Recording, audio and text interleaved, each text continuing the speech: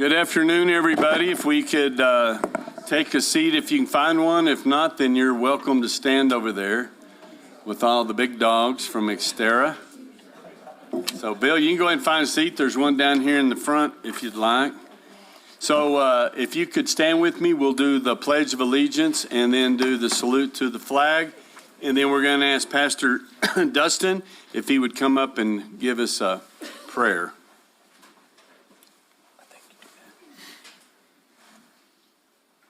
Pledge. I pledge allegiance to the flag of the United States of America and to the republic for which it stands, one nation, under God, indivisible, with liberty and justice for all. I salute the flag of the state of New Mexico, the symbol of perfect friendship among united cultures. We'll have the pastor up. Get that one right there. And if you would, let's pray. Father God, I thank you for the women and men that surround me and their life in this community and in you.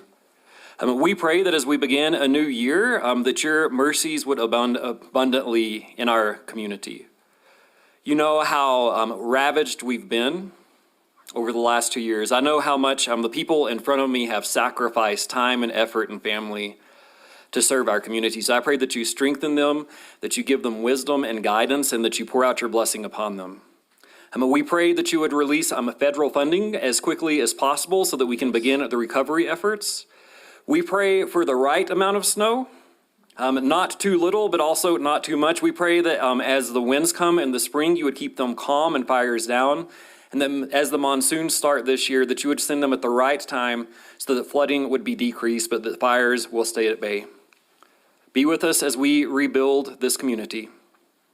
Be with the leadership and help them to know of your love and grace. We ask these things in the name of the Father, Son, and Holy Spirit. In Christ's name we pray.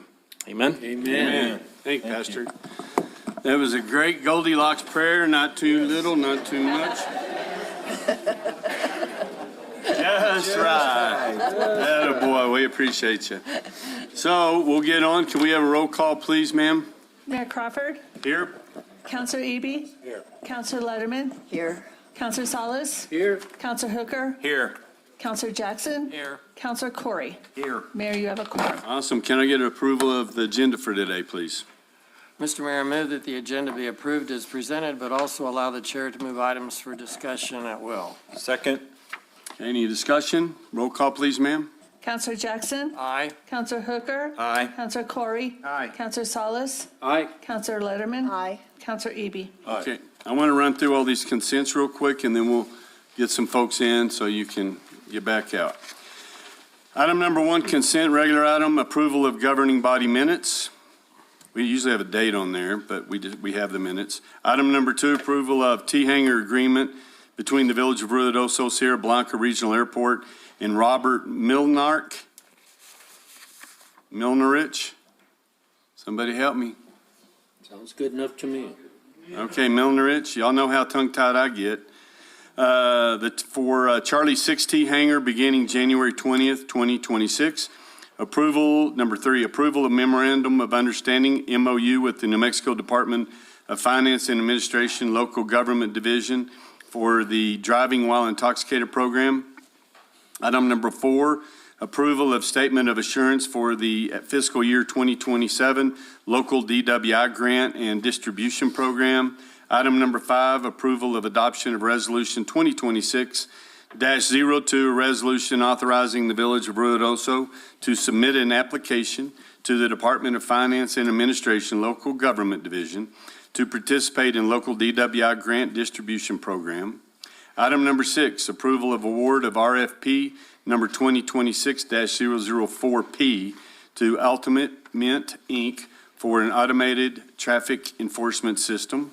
Item number 7, approval of adoption of resolution 2026-03, a resolution authorizing the lease agreement between the Village of Ruidoso and Caterpillar Finance Services Corporation for a Caterpillar 440 backhoe loader for water distribution utilizing Sourcewell Price Agreement number 020223 CAT for a term of 60 months in the amount of $182,400, no cents.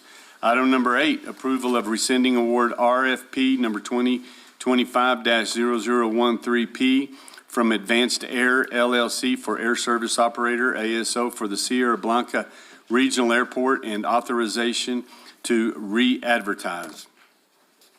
Item number 8, approval of purchase of a 2026 Chevrolet Suburban from Tillery Chevrolet GMC Inc. for fire department utilizing the CES contract number 2024-23-C116-all in the amount of $67,125 and no cents.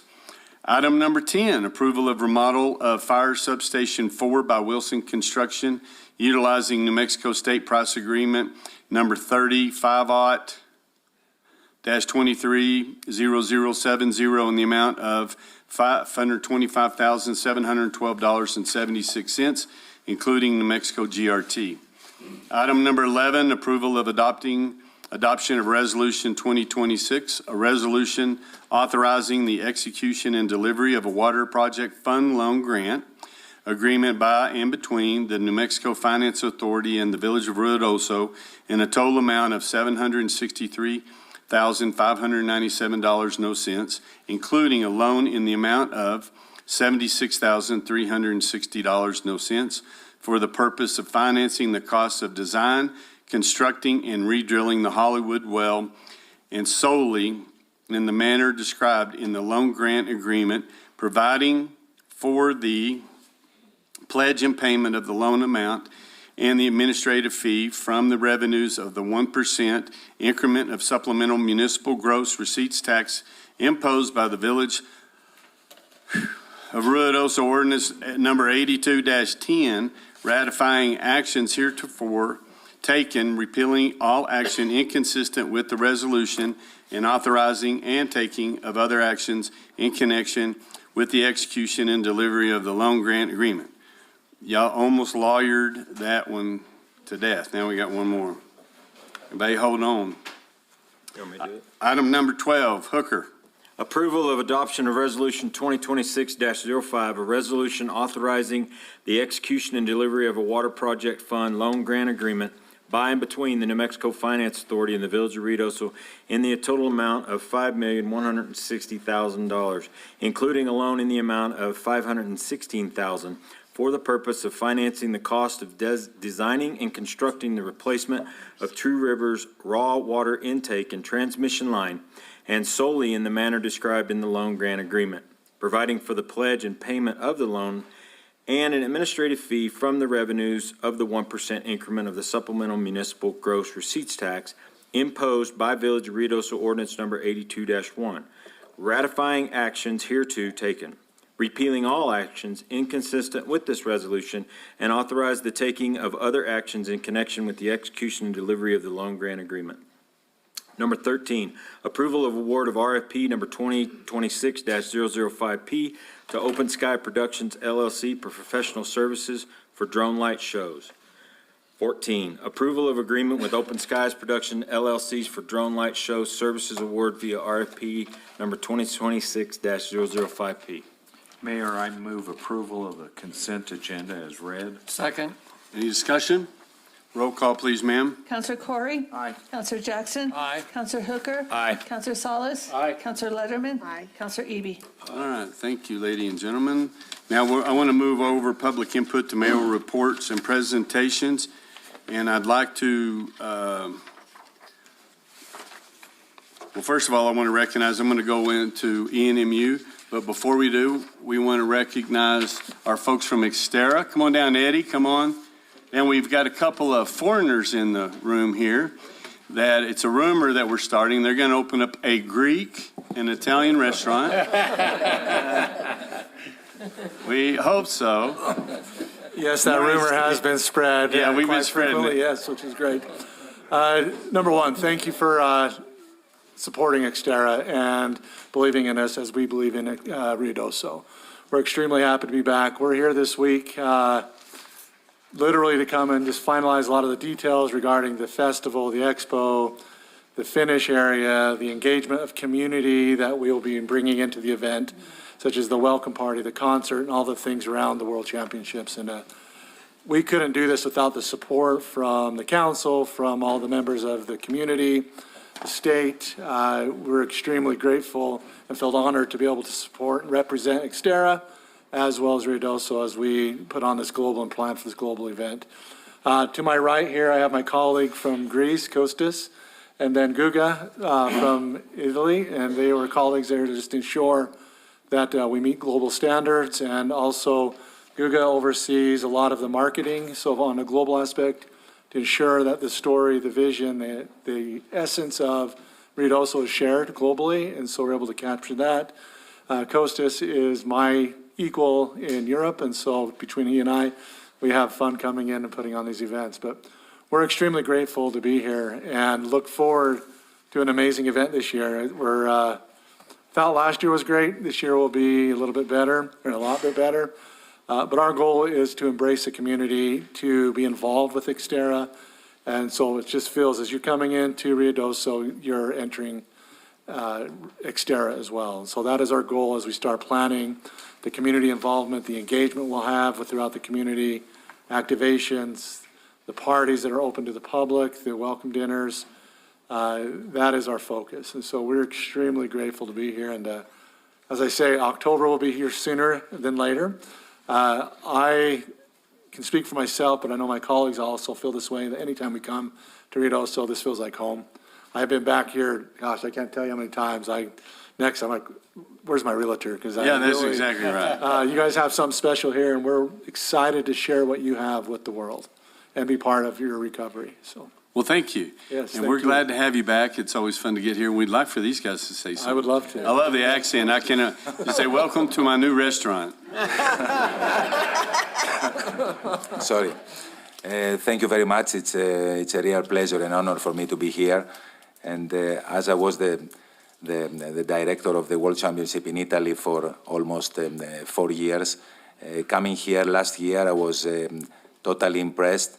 First of all, with the support and the approach of the local community, and this is very important, especially at new locations, to have the support of the local people.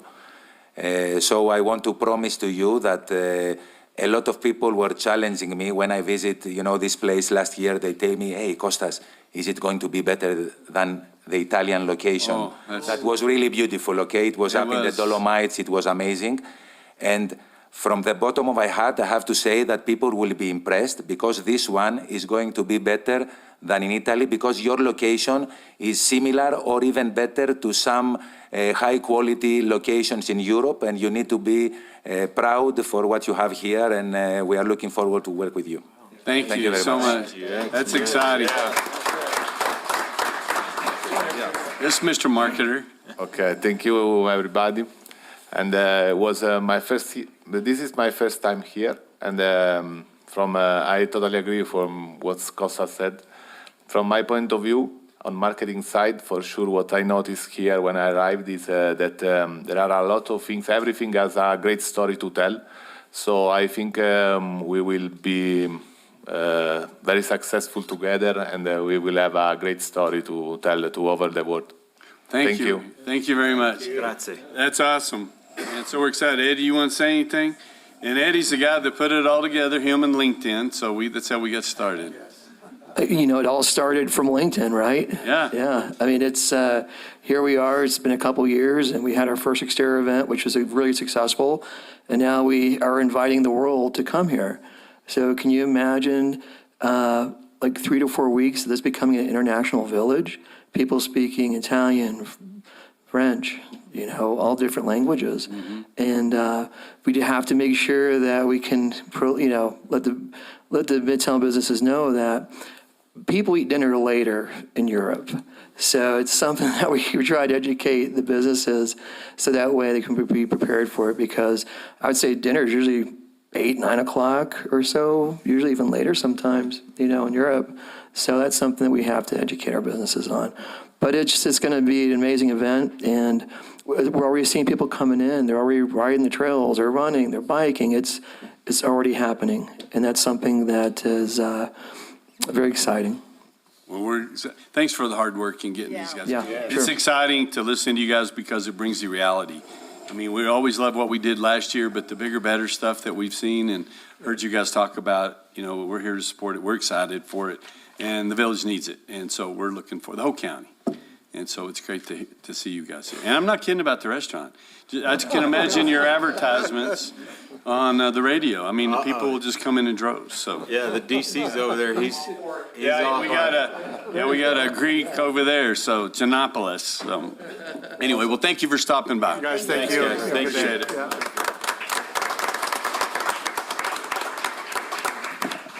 Well, that's exciting, and we're really looking forward to the whole process of this thing in the next 3-year World Championships. So if we get our the president of ENMU to come up, Ryan Trosper, to come up and talk about the expansion. We have so many questions. People are always asking us, and we appreciate you coming in and letting us know what's going on. Well, good afternoon, Mr. Mayor, members of the council. First of all, before we start, as Pastor McEwen alluded to, thank you for your leadership. Thank you for your leadership and partnership over these last number of years. It's hard to imagine. I was thinking of this. I became interim in March of 2020, so I'm about to finish 6 years in the role as campus president here, 7 years overall, and it's been a journey, and one that I'm very proud of what the college has accomplished because of the members of my staff, of how we have continued to serve our students and to the support that this council and this village brings and the importance of education. So thank you. Also in the crowd today, I have Ms. Robin DeMott, our Chief External Affairs Officer, so she's behind me somewhere. But as we go, there's a few slides that I've brought today. If they're up, and if not, that's okay. I can walk through them. I know the council has them for review. So quickly on enrollment for the college. So one of the things that I'm proud about is we continue to increase the amount of students served in new and unique ways. So since the academic year of 2021, we are currently 59% ahead in unduplicated headcount. And what that means in actual numbers is over this last year, we had 1,216 unique students that were served on the credit side of the college. In a second, I'll talk about non-credit training because we have over 300 that have done non-credit training. And then if you came by Albertsons last week, we had about 300 more for the Sierra Blanca Wildland Fire Academy. So all of that leads to more trained individuals that help our community. Additionally, with what's up in front of you, this fall, you can see fall semester of 24-25, we were at 794. This fall, we finished at 839. So currently, we're trending for an unduplicated head count at the end of this year of being north of 1,300. And so in a few slides, and I'll touch on it now, you also see what's called a square footage calculation by the state of New Mexico for higher education institutions, and we are the lowest, which leads to why we are moving forward with expanding career and trade opportunities. Is for each student that we serve, they have about 68 square feet compared to other institutions where if all of those students are online, it may be 1,000 square feet. But as you can see from that slide, we had 594 of the 830 students we served this fall came through the facility. And so that's an important note too, because that's a local population that's being trained and served, which we're happy to do online courses as well, but just something to think about. Additionally, besides enrollment, 2 new things that we're starting and have started this fall. This fall, we started college athletics, which is something you may have seen. We started with cross country, golf, and rodeo. Happy to note too, one of our rodeo athletes' father is here behind us, is one of our members of our police force, and Olivia Hildman was one of our best rodeo athletes, and she's currently 6th in breakaway roping within the Grand Canyon region. So I'm happy to note a local athlete and family here behind us. So besides athletics, the other thing we're starting next fall, we're working through the approvals for this, is an agriculture program. You may not know it looking at me, but my background is in agriculture. I grew up on a ranch, and I'm an ag business guy. And that's a degree that will help draw different students to Ruidoso and help our broader communities. Because, ag business guy, there's no work for me, so what do? You be a college president. So there you go. So those are a couple other things. Student demographics quickly just tells you who we serve. It's basically, 3 different populations of students: Hispanic students, Caucasian white students, and Native American students. Our current average age of student is about 27 years old. So again, it talks about as we go through disasters and we rebuild the community, we need to have training for these people to be reskilled, and also ways that can help our local businesses recover. Then quickly, for community education and non-credit, we do a number of things in this space that have included things like partnerships with the village for CDL training, for individuals that have been hauling off all of that stuff that we've talked about for the last couple of years. Forklift training, fire and rescue academy. We have a new program now where we have 27 local firefighters and wannabe firefighters being trained in a online and on-campus program that's a weekend program, and it's being sponsored by the Metallica Foundation. So similar to the village. Metallica, yeah, imagine that. But similar to, under your leadership, I know that under you, Mr. Mayor, and others, you're always trying to find other funding. We're doing the same thing, so we appreciate that. And finally, what the questions about for today is, so in 2022, in August, we had the opportunity to purchase the rest of the mall property. And so since that time, we engaged local stakeholders of what to do to help the community. And so we're currently about to begin a project of a workforce training building with a focus on expanding skilled trades to our local workforce, specifically in the areas such as welding, HVAC, plumbing, electrical, and there'll also be a small cyber range there where if local businesses need to come and test their vulnerabilities against a cyber attack, this would be a controlled environment for businesses to come and do that. Because hacking is happening all the time. Every day. Typically, you see it on the news with big companies, but I worry about our midtown businesses and local businesses also with many vulnerabilities. So going along quickly, as I mentioned before, the need for this is based off of the size of a facility and also on enrollment increase to where, as I'd mentioned, for each student, we have less square footage for that student compared to any other institution in the state of New Mexico. And then finally, there's just a few drawings that I shared as well that kind of give an overview of what the potential facility will look like. So if we go to the next slide, you'll actually see the square footage is going to change. So at the very top of the property where you see parking lot there, you can imagine that just beyond that is where Evergreen Cleaners is. So by bringing down a building, building a new building, we'll be more efficient with the square footage, and we'll also bring more parking to the area, which I know at times when you go to Albertsons is something that people are concerned about. And then long-term, it also gives us an opportunity at the end of the facility potentially to be creative in the future. In our 10-year master plan, we also have a dream to build student housing there, to bring a way where we could bring students there to live and work in our community. And I know under all of your leadership, workforce housing is something you continue to talk about, but we, same as everybody else, can't find places for our teachers to be, and also students, even though they're local students, a majority having the ability to bring in students that then potentially could work in our midtown businesses and things as going to school is a dream for the college.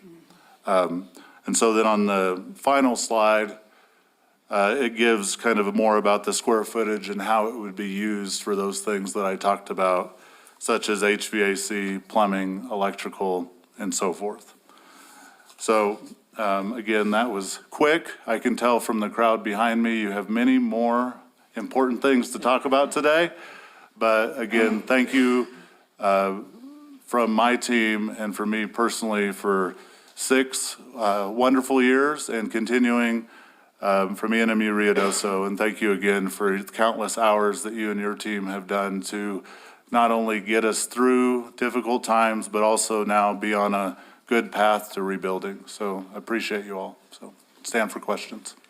Ryan, I'm curious, on the enrollment trends, how do they compare to other community colleges in the state? So we are currently the fastest growing college in the state, so over the last 5 years with that.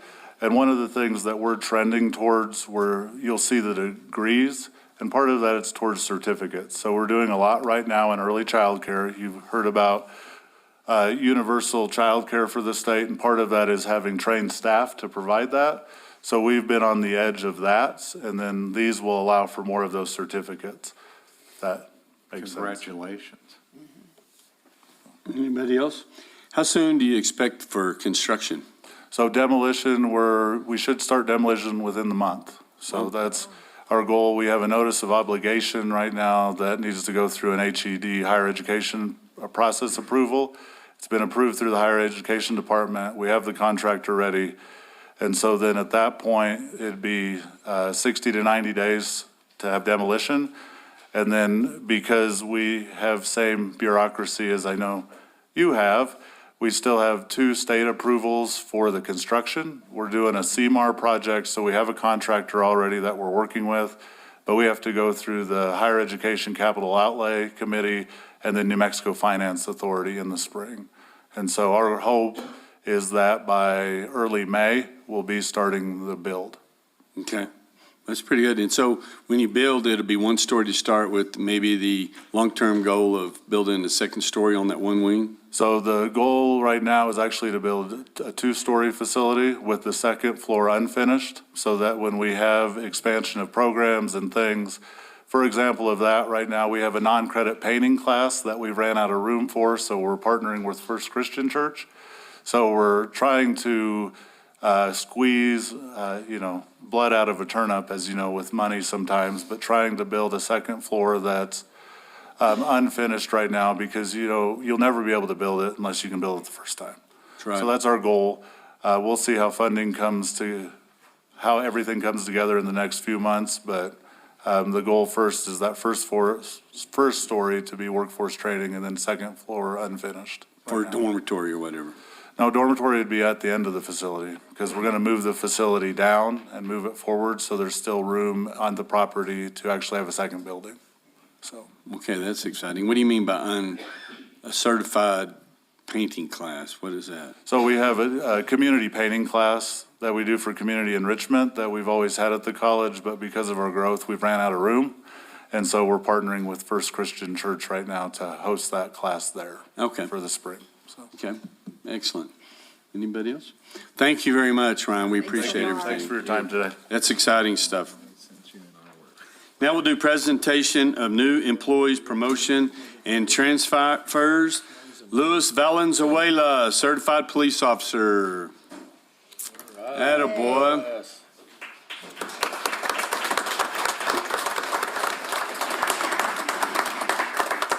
Did you already get him sworn in, Chief? Yes, we did. We did? How come I don't recognize him? He was dressed. Oh, that wasn't it? Okay, well, he looks like he weighs 50 pounds more. So we're glad to have you. Go ahead and speak into the microphone. Tell us just a little bit about yourself. Of course. In English. Of course. My name is Luis Valenzuela. I'm born and raised in El Paso, Texas. I have experience at Southern Park, New Mexico PD over there for 5 years. Excellent. So what brought you to Ruidoso? The scenery, new change, new chapter. So it wasn't a woman? No. Oh, well, okay, 1 out of 10. That's good. Well, we're glad to have you. Hopefully you have a long career here. Appreciate it. And get in, because we have a great community, loves our police officers, and so we're tickled to have you. So Excited to be here. you bet. Well, thank you. You have any questions for us? No, sir. Well, you got a good team to work with, so we're excited. And, that's one of the things that we work on is keeping safe, and we don't have a lot, but when we do, we're ready and trained to get it done. So thank you for being here. Appreciate it. Thank you, sir. Appreciate it. Thank you. Firefighter Thomas Getz. I don't think any of them I didn't see him. They're in that, Oh, they're getting trained today. in the training. So there's the, yeah, so they're getting trained, Chief. Yeah, they're doing a week-long training over at the main station, and then they'll be on Friday over at Station 2, Yes. putting out some fires, right? That's Saturday, not Friday. I don't get it. You just want to tell the story? You might as well get over here. Anyway, the new guys are doing a lot of training, and it's pretty exciting and fun to watch them. So you're welcome to come over here on Saturday at the fire station over off White Mountain. There'll be an area for you to watch where they'll be putting out some fires and different things like that. I But think it's a big one, too. yeah, and it gets pretty physical. So, these guys are trained in whatever. So I guess Trenton's not here and Blake Temple. So, but anyway, I think for the first time since I've been around here, which has been a long time, we're full, I think, on firefighters. So that's pretty good. Purchasing agent Caitlin Daughtery. She's out today. Staff accountant 1, Kimberly Pena. She is. Hi there, Kimberly. Come on down. We're glad to have Kimberly, and I wish that Judy was here. She's out sick today, but that department it's got a lot going on. Yeah. So you'll tell us a little bit about yourself? I was born and raised in Anthony, New Mexico, Okay, and I did just graduate from high school last year. okay, And right now, I'm getting my associates for accounting, and yeah, excellent. Well, we're glad to have you. thank you. Yeah, and you've been with us a little while. How long have you been here? Since, December 15th. December but I did 15th? have an internship with you guys. yeah, you were here before, internship, excellent. Yeah, Okay, well, thank you, and hopefully you have a long career here. yeah, thank you. Appreciate you. Welcome aboard. Stephen Gutierrez, water distribution mechanic. Where is Stephen? There he is. There he is. Hello, Stephen. If you don't want to come down, you don't have to. You can just yell from there, but you're welcome to come on down. Yeah, you're up and moving.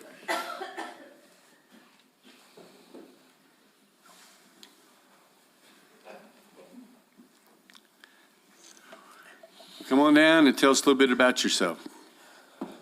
It can be a short story. It doesn't have to be just a Reader's Digest version. What do you want to know first? Well, I mean, where were you at the night of? We might have the chief over here because we have some detectives. Are we missing anything? So where are you from originally? I'm from Capitan. Capitan, so you're homegrown pretty much. And so you have a place to live. That's always one of our first concerns when we're trying to get people in.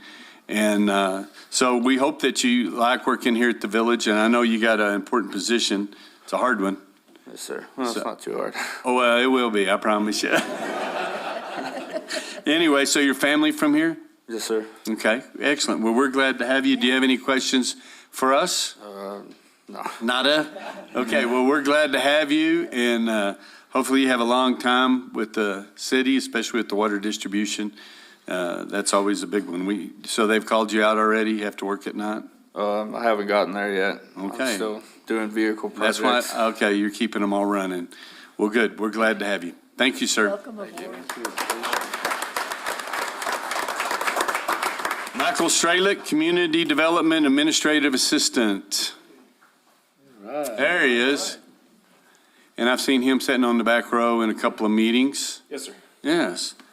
So, good afternoon. Tell us a little bit about yourself. I'm originally out of Phoenix, Arizona. I moved out to Seattle, where I ended up joining up in the Army. Got out of the Army in 2018 and kind of moved around a little bit. I came here to Ruidoso to visit a couple times, and the snow, the elk, and the small town vibes really kind of drew me in. Well, thank you for your service. Were you at Fort Bliss? I was at one point. And so yes. that's how you got here?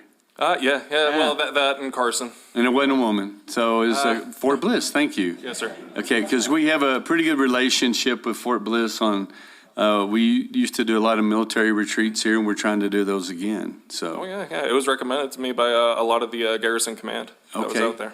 Excellent. So that's great. Well, we're glad to have you. Is there anything you'd like to ask of us? No, sir. Okay, well, that's good. He's learning already, so but thank you very much, and hopefully you have a long career. Thank you, sir. Yes. Solid waste driver operator, Glenn Powell. There, oh, hi, Glenn. You're sitting right in the front row. In the front row. Yeah, so we're glad to have you. And so you start early in the morning? Yes. Yeah, and so just ignore the people. We get phone calls, why do they have to be here at 6 o'clock and 5 o'clock? And that's when we can get it. So tell us a little bit about yourself. Name's Glenn Powell. I'm actually from Carlsbad, New Mexico. I've been here for about 9 years. I was in the military. I've actually taken some of the college classes. I got my CDL. That's how I got onto waste management. Excellent. And also a volunteer firefighter for Benito. And took some firefighting classes there also. Excellent. Okay, so what is that, Roe? Is that who's out there that runs Benito Fire Department? Robbie and Oh, Robbie, oh, well, yeah, Robbie Hall, yeah. Spencer and Spencer and those guys? those guys. Well, you just jumped right in all the way, and so and that CDL class is working out. That's a partnership that we have with the NMU, so thank you very much. Thank you guys. And let us know if there's anything that we can do. It's a important part, it really is, and all the work that you guys, and I know Jerry's glad to have you, so we are too. You want to say anything? No, sir, I'm good. Okay, well, thank you for being here, appreciate you. Thank you guys.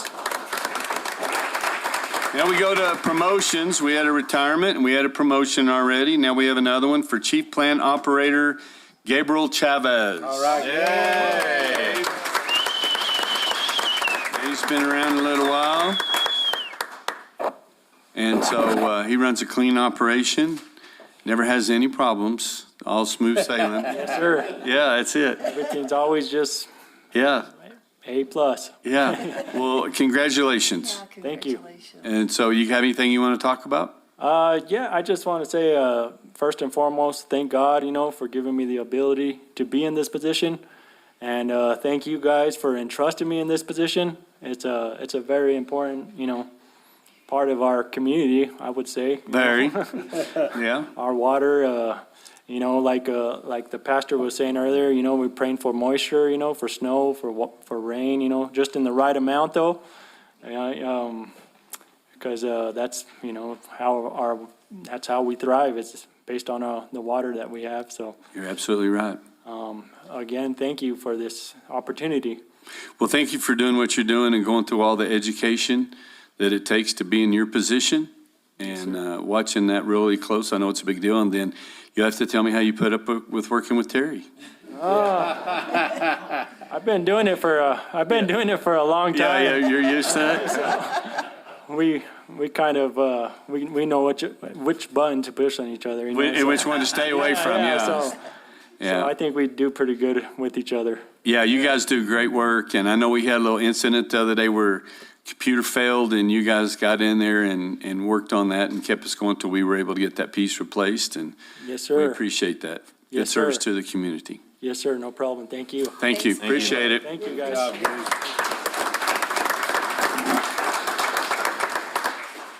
All right, don't get all your feelings hurt, Terry. I was just pulling your leg. Yeah, we know it. Then we're going to do presentation of employees and department of the quarter. And this is always a coveted position. This is voted on by other folks that work here at the village. And usually it's a lot from compliments and it's from, people that do a lot of extra work, do a tremendous amount of extra work. And so this month, or quarter, we're going to start with the employees. And it's Jessica Terrarina, Employee of the Quarter, Public Safety. Oh, yay.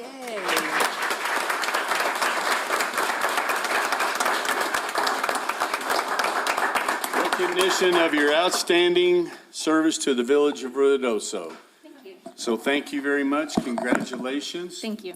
And we look over there to Vaughn. Would you like to say anything?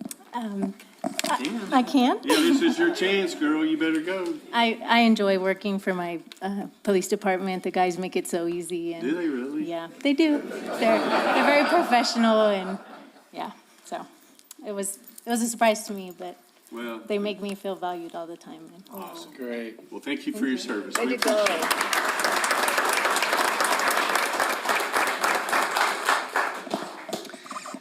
Ben Gervin, Employee of the Quarter, Community Services.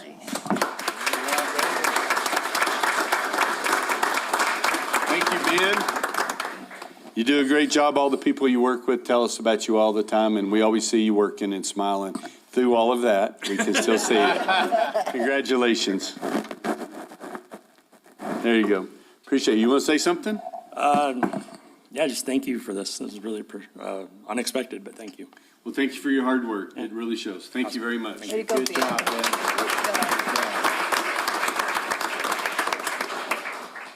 Okay, I've known this one for a while. I still don't know how to pronounce your last name. Madison Schaffled. Yay, Madison. Okay. Administrative. She's been a big plus through all the fires, through all the scammers that are trying to get money out of us. She's been catching them. You would have no idea on the scamming that we get, and she does a great job on getting that. So thank you very much. Now tell us how you pronounce your last name. Schlotfeld.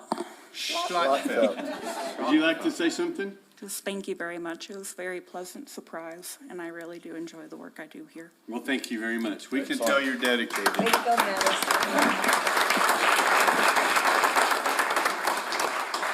It's a real pleasure to work with these folks because they've always have a smile.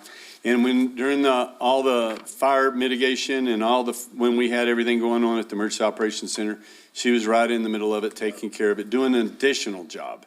And so, but thank you for your service. Next is the Department of the Quarter is the Convention Center. Woo! So come on down. We got Bernadine, Amber, and these guys do a great job. For now, they've got where they're handling all of our, for a comprehensive plan. They had the firefighters there. There's something going on all the time, and you guys handle it very well. So come on down here and get your prize. Thank you very much. Thank you. And I never have shook your hand. It's always a big hug from you, so I don't know what else to do. So thank you very much. Yes, thank and they have a couple other guys that aren't here today. So they got a new paint job. They keep the place just, oh, and this goes too. So you get to. Amber, you carry the bear. Yeah. You carry the bear. Because it's bigger than Bernadine? Yeah. But they really do a great job because to a lot of folks, they're the front door to our community. They're our ambassadors when they come in for the different functions that we bring into the community, training, company retreats, all of that. So you guys do a great job. So thank you very much. And it seems to be running really smooth over there. So we appreciate everything that you guys do. So look, thank you. Great group.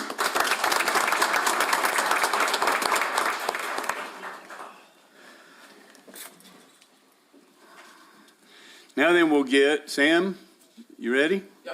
And we're going to get Sam with an update from Able City on our community comprehensive plan, the charrettes and everything that we've got. Has yours got here yet, Amon? Yeah, They're back there. Oh, okay. Next.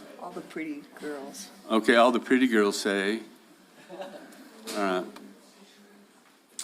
Anyway, welcome. Go right ahead. Thank you, Mayor, Council. And I also just want to say thank you to the Convention Center staff. They've been very helpful and hospitable the last couple of days. It's been great. So my name is Samuel Haas. I'm from Able City. I flew in here from San Antonio, Texas.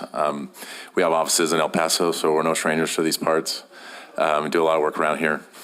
But so comprehensive plan, for those of you that don't know, comprehensive plan is one of the tools in the toolbox for communities to, manage growth, compete for funding, and, discover visions and a future for the community. So it's important planning efforts that all communities do. Not all communities are really great at keeping up with it. Ruidoso is the exception to that. So that's, really, I just want to commend the council and the village staff for that. So it's really great. We started this process mid last year, mid 2025. We came out in November and had some initial conversations and discovered some things about the community. And then we're back this week for our big community charrette event.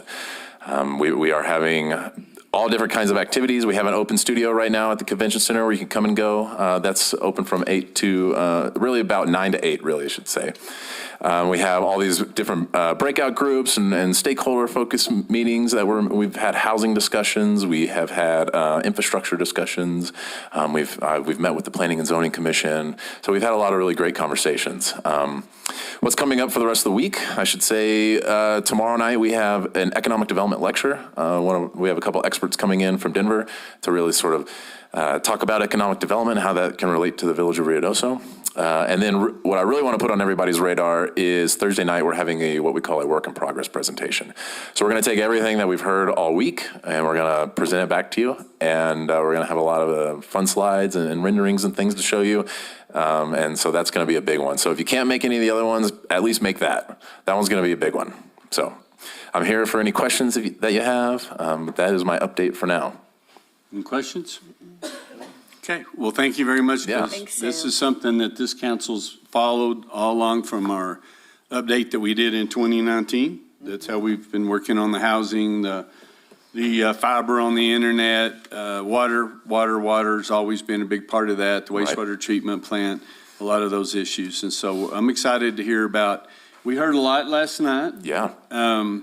And so to see where we move forward and where our focus is going to be. So thank you, Sam. That's pretty good. Absolutely. Come to the convention center and see us. Yeah, and you can go any time of the day. Any time of the day. We'll be there. Yeah, all right. I appreciate it. Yep. Thank you very much. Thank you. Thanks a lot. All right, now I want to jump down to the regular items, and I just want to do regular item number 1, discussion and possible action on appointment and oath of office for Yvonne Vigil as village clerk. Is anybody going to make a motion? Mr. Mayor, I'll make a motion. I don't know, don't. I'll make a motion to appoint Yvonne Vigil as the village clerk. Second. Any discussion? No, now's your chance. Okay, roll call, please. Counselor Hooker. Aye. Counselor Letterman. Aye. Counselor Eby. Aye. Counselor Salas. Aye. Counselor Jackson. Aye. Counselor Corey. Aye. Okay, well, we can do a little swearing in here, and if you girls want to come up, her daughters are here, which is the county clerk in Otero County. And just to let you know, and My she's uncle's got, here too. who? My uncle. And the You're uncle welcome too. to come down too. I mean, heck, Y'all come down here. Call Rosa here. Good to see you, Karen, and the chief. Everybody remembers Lawrence and his wife. It's good to see you guys.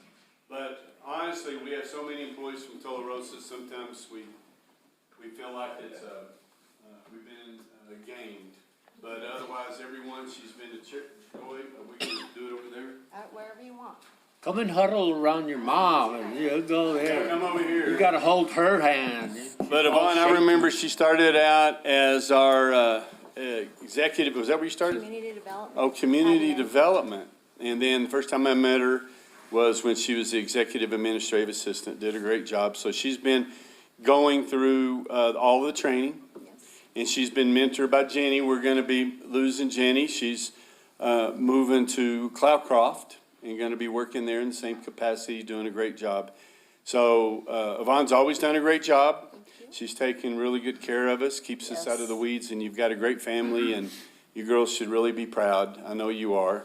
And you guys can come over here too, because is somebody taking pictures?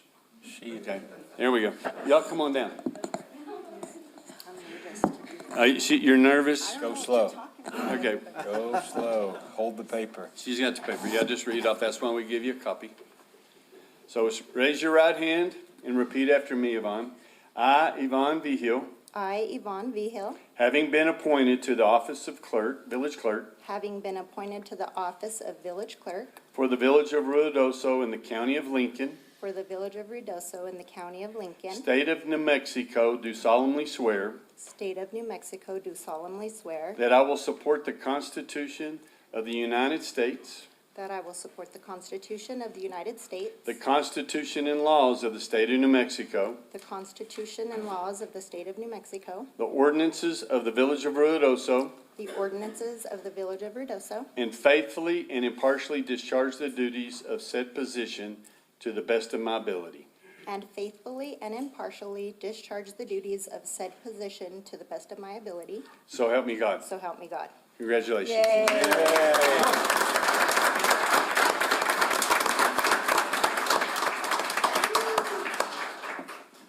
She really deserves it. We thought it'd be another year, 2, 3, 4, but she's ready to go. Thank you, guys. Oh, thank you.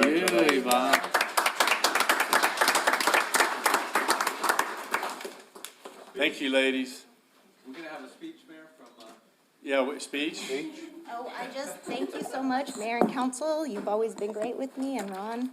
And I'll really miss Jenny, and I thank her. I thank her. Yay, Jenny. And I think this will be Jenny's last meeting, right? Yes, sir. You want to say something? Jenny's been great. She came to us. We were a lot of turmoil during the period. She really helped line all that out, and you've been a tremendous asset to us. Go ahead. Mayor and Council, I want to thank you so much for the time I've spent here and for having the confidence and support that I needed to work here. I want to thank all of the people I work with, the relationships that we've built, the friendships, personal and professional. And it's been a privilege working for Rio Doce. So it's a great community, and it certainly is a team. The Village of Rio Doce works together as a team. So thank you very much. Thank you.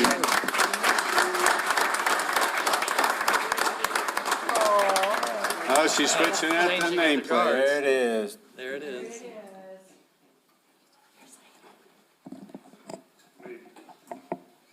I think he's getting your. Yeah. Well, and they're all a little different. Yeah. There you go. Yeah, well, she'll probably be taking it with her, so. Well, thank you, guys. Thank you, everybody, for attending Yes, thank Yes. this. It was really good to see you. Chief, it's good to get to see you.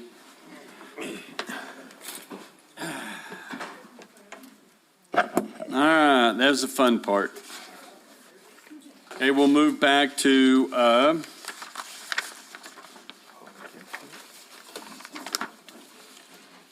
public input. So how much time do they get, Mayor Pro Tem? 5 minutes. 5 minutes, and we just ask people to be respectful. State your name. Oh, she did? Okay. So the first one had to leave. And then the next one is Jesse Townsend.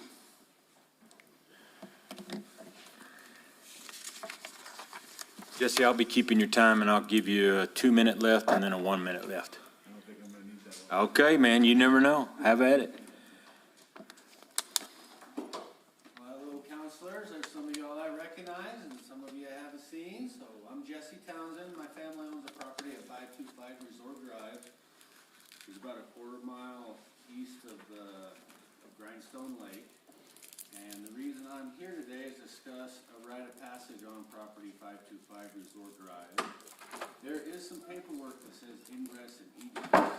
And my question about that is that you guys are delivering dump trucks. And sometimes there's one, sometimes there's 10 dump trucks a day that go up there, and they go all hours. They may be 6 a.m., they may be midnight. And this is frustrating because it's already been an issue and been discussed with Tim Dodge in 2021. And Ron Senna was there, and Samantha Mendez was there, and Stephanie Warren was there. And Tim told me that they were not going to dump up there anymore. They weren't going to use that for a dump, which the reason I don't like that is, A, it's a risk, it's a liability on my property that there are other people that access that. There's the driveway for Grindstone Stables, and then there's Frisbee golfers around there. So there's some accepted liability in that I don't like. But also to be dumping contaminated material. Most of that material comes from some kind of sewer or water line break. It's contaminated material, and there's asphalt and concrete sewer lines up there, and there's stuff that I don't want upstream of me. And we'd already been over this 5 years ago now, and I would appreciate it if the dump truck stopped going. Hopefully you guys can find another place. I know you guys at one time had utilize the top of Resort Drive where it turns into Sunrise, I think's that road up there. And the immediate residents made enough complaints that the Village of Ruidoso looked for a different place. Some other things that go into this I want you guys to take into consideration. This is the Grindstone Canyon Master Plan that was completed in November 11th, 2021. And on page 69 of that, and I've heard this argument from you guys before, is that you're just gonna make a parking lot up there and you're gonna quit dumping.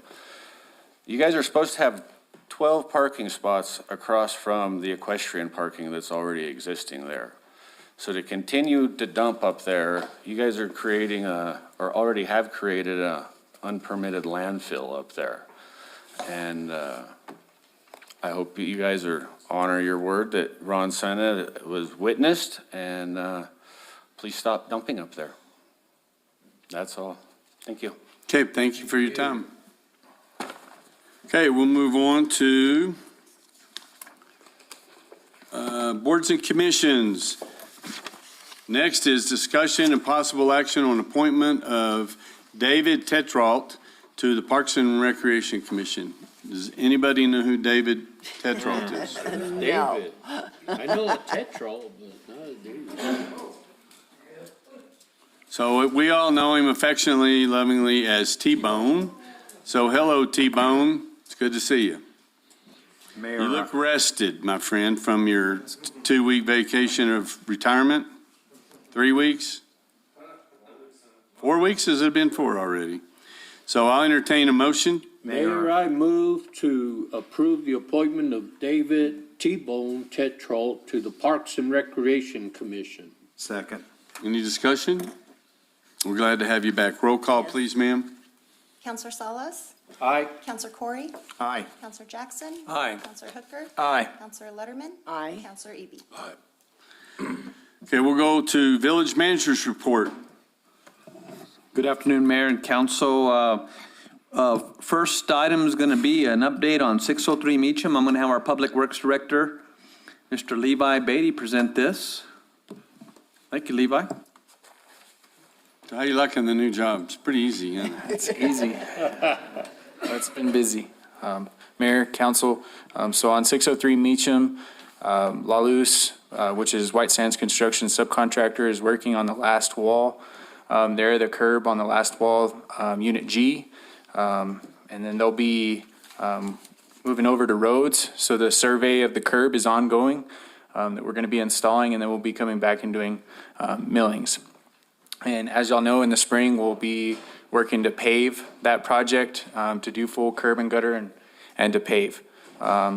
Also, back to a different portion of the project, HomeSpot. They've already called for their manufactured housing inspection this week, and we're just waiting on manufactured housing to come out, and then we'll get a green tag sticker on those. That'll allow P&M to come back, give us a meter, and then they'll do some deep cleaning on the houses, and they'll be ready.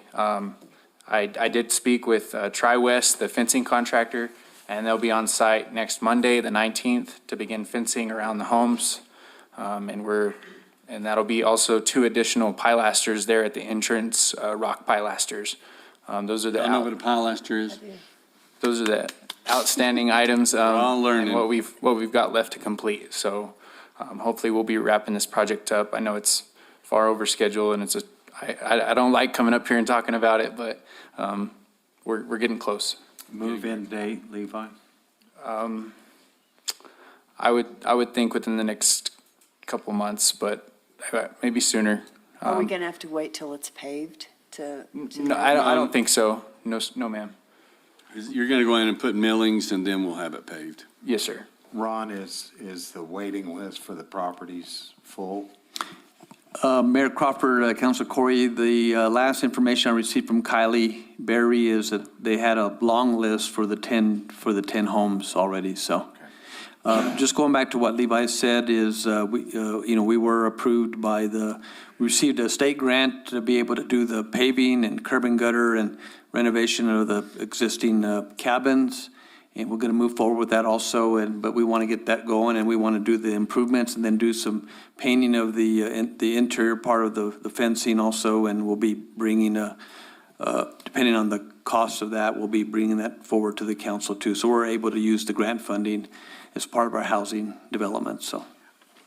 It'd be curious, Ron, if maybe next month, if you could tell us how many people are still On the list. Okay. Yes, sir. And I'll stand for any further questions. Appreciate your Thank you, hard Mayor. work. Thank you, council. Thank you. Thank you. Levi.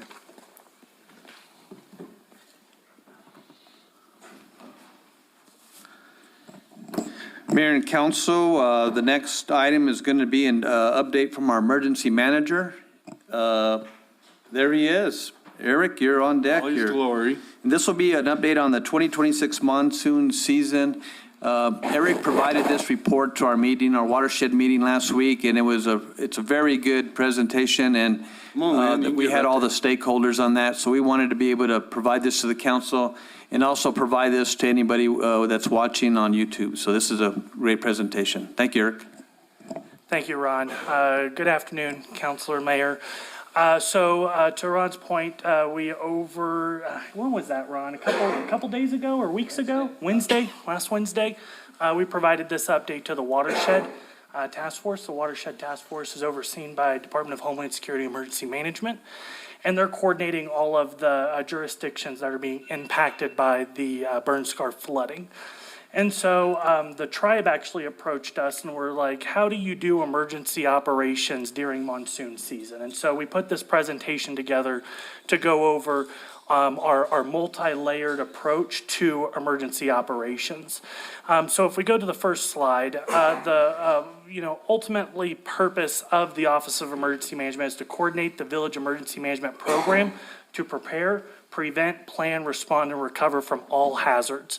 So wildfires and burn scars fall into that scope of work for the Office of Emergency Management.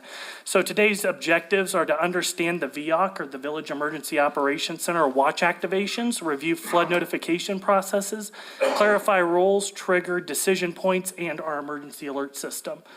So as we move to the next slide, looking at the 2025 monsoon season, we did a deep dive with our after action reports, and we determined, again, through the National Weather Service, what really happened in 2025.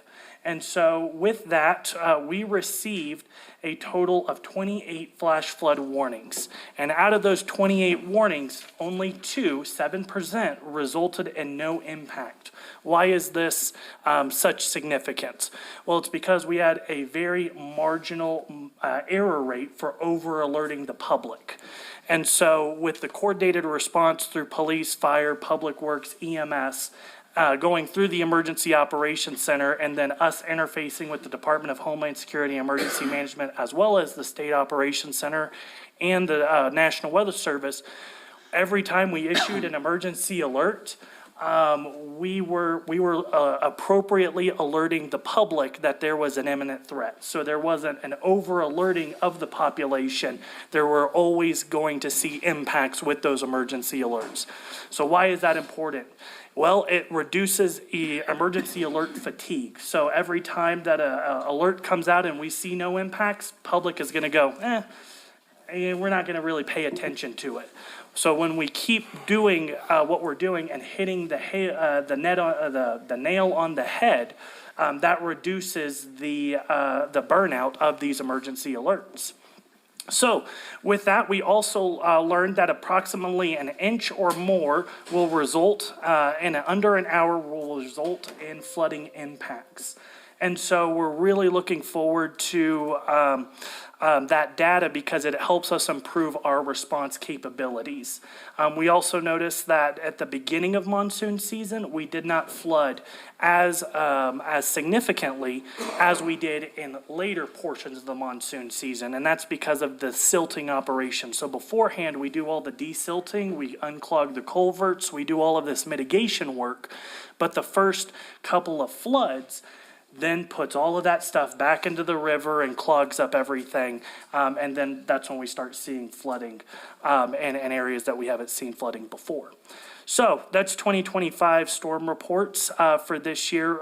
Again, we really started seeing an uptick in monsoon season towards the later end of June and then the early part of July. And then it really started tapering off in the August, where the flash flood events became more spaced apart instead of one after another, after another, after another.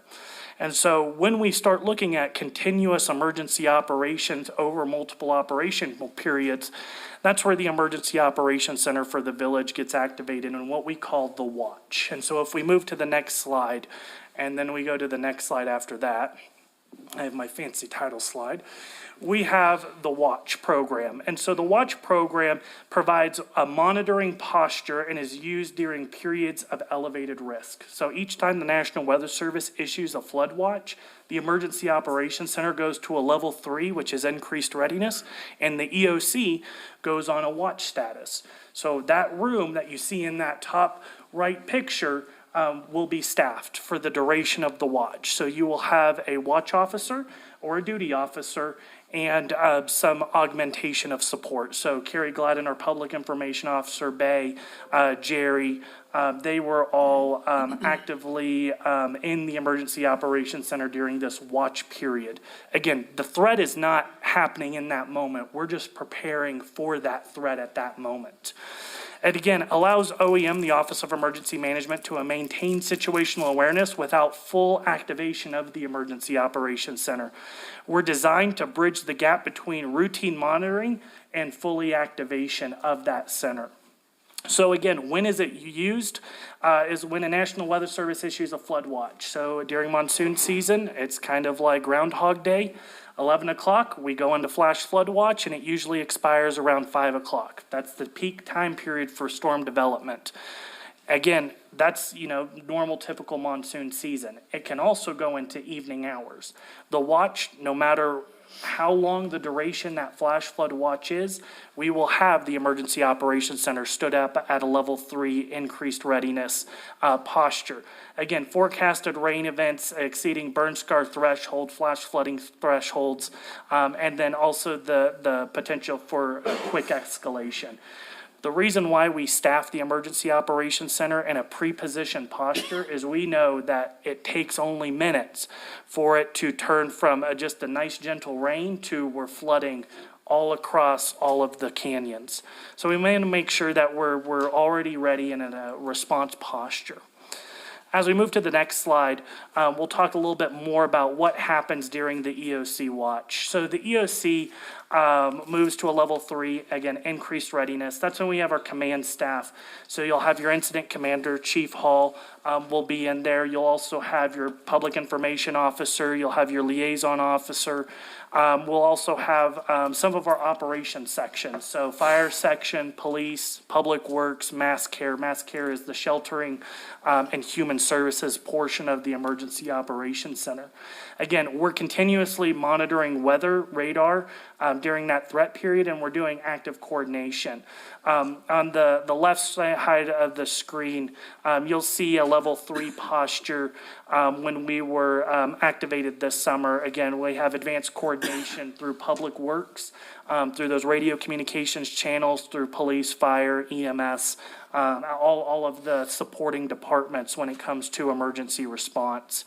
That pink slide, that high-vis pink slide from January 6th, that's just a template, is what we send out. So during a watch period activation, I know many of you get those situation reports. We're generating those special weather briefings, and what we will actually have is a special weather coordination call. And so that coordination call happens between all village departments, and they are able to provide their input, their readiness posture, any unmet needs that they may have, so we can get that addressed before we are actually in the fight. Again, why does this matter? It shortens response times if conditions worsen. It improves overall coordination before impacts occur, reduces confusion during rapid escalation. So we're already in that mindset of incident command system. We're already setting that up. We're not trying to set that up when things are actually going down. And then we support timely and accurate public notifications. And so When we go to the next slide, transitioning from the watch to the activation, that's when we start really understanding the impacts of the village. July 8th was a case example of going from a watch status to an activation. So we had the emergency operation stood up for July 8th. We were actively monitoring. And when it came to the trigger point to a flash flood emergency, you know, we talk about the watch, the warning, the emergency. We were already in that room coordinating efforts. We weren't trying to get to the Emergency Operations Center. Myself, the public information officer, the fire chief, police chief were already coincided in that room, and we immediately started engaging with the incident. So when we look at this, the changes from a level 3, which is increased readiness, to a level 2 or a level 1.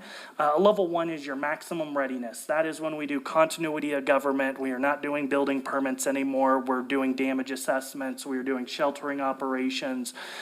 We are actually engaged in entire emergency operations across the board. For the last 2 years, the Emergency Operations Center unfortunately has gone to a level 1 status 4 times. And so that was for the South Fork fire, the Salt fire, and then continuously through the entire summer of 2024. And then this year we went to a level 1 status starting on July 8th. We stayed at a level 1 status for 36 days. The remainder 36 days we were at a level 2 high readiness status. So why is this important? The key principles is activating early to stay ahead of the incident, not just after impacts are overwhelming field operations. The Emergency Operations Center is truly there to provide resources to the emergency response staff that are in the field. So as we move forward, flooding notification, this is truly where the Emergency Operations Center watch condition really is in play. So the primary objectives of flood notification goals is to protect life safety by providing timely warning. So we want to make sure that we're detecting the flood and then we're issuing those life-saving emergency information. This enables the public to make informed decisions and immediate decisions regarding their public safety. Support responders by reducing preventable rescue. So if we send those emergency alerts and it says don't cross a flooded roadway, then hopefully we can reduce the amount of people that will drive into that flooded roadway. So what effects for flood notifications must be? They must be timely, clear, actionable, and credible. Any of those that are lacking within the emergency alerts, the public will not take seriously. So timely, issued early enough to allow action before conditions worsen.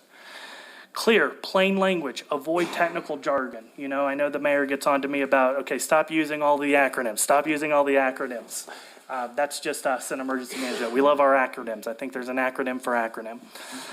So we want to make sure that we're using plain language, especially for people that are not from the area. We understand that we're a tourist town and we have people that are coming here for just weekends. We want to make sure that they're getting informed information and clear information about the hazards. Actionable, tell people exactly what to do and when. It is flooding. Don't go into a flooded roadway. Go up to higher ground. We want to make sure that we're telling them exactly what to do. And we also want to be credible with our information. That goes to that 2% or that 7% error rate. If we're getting the notifications out to the public and people are taking those seriously, then the alerts are working. And so we want to make sure that we're credible. The end state for this whole notification process is the right message to the right people at the right time through the right channels.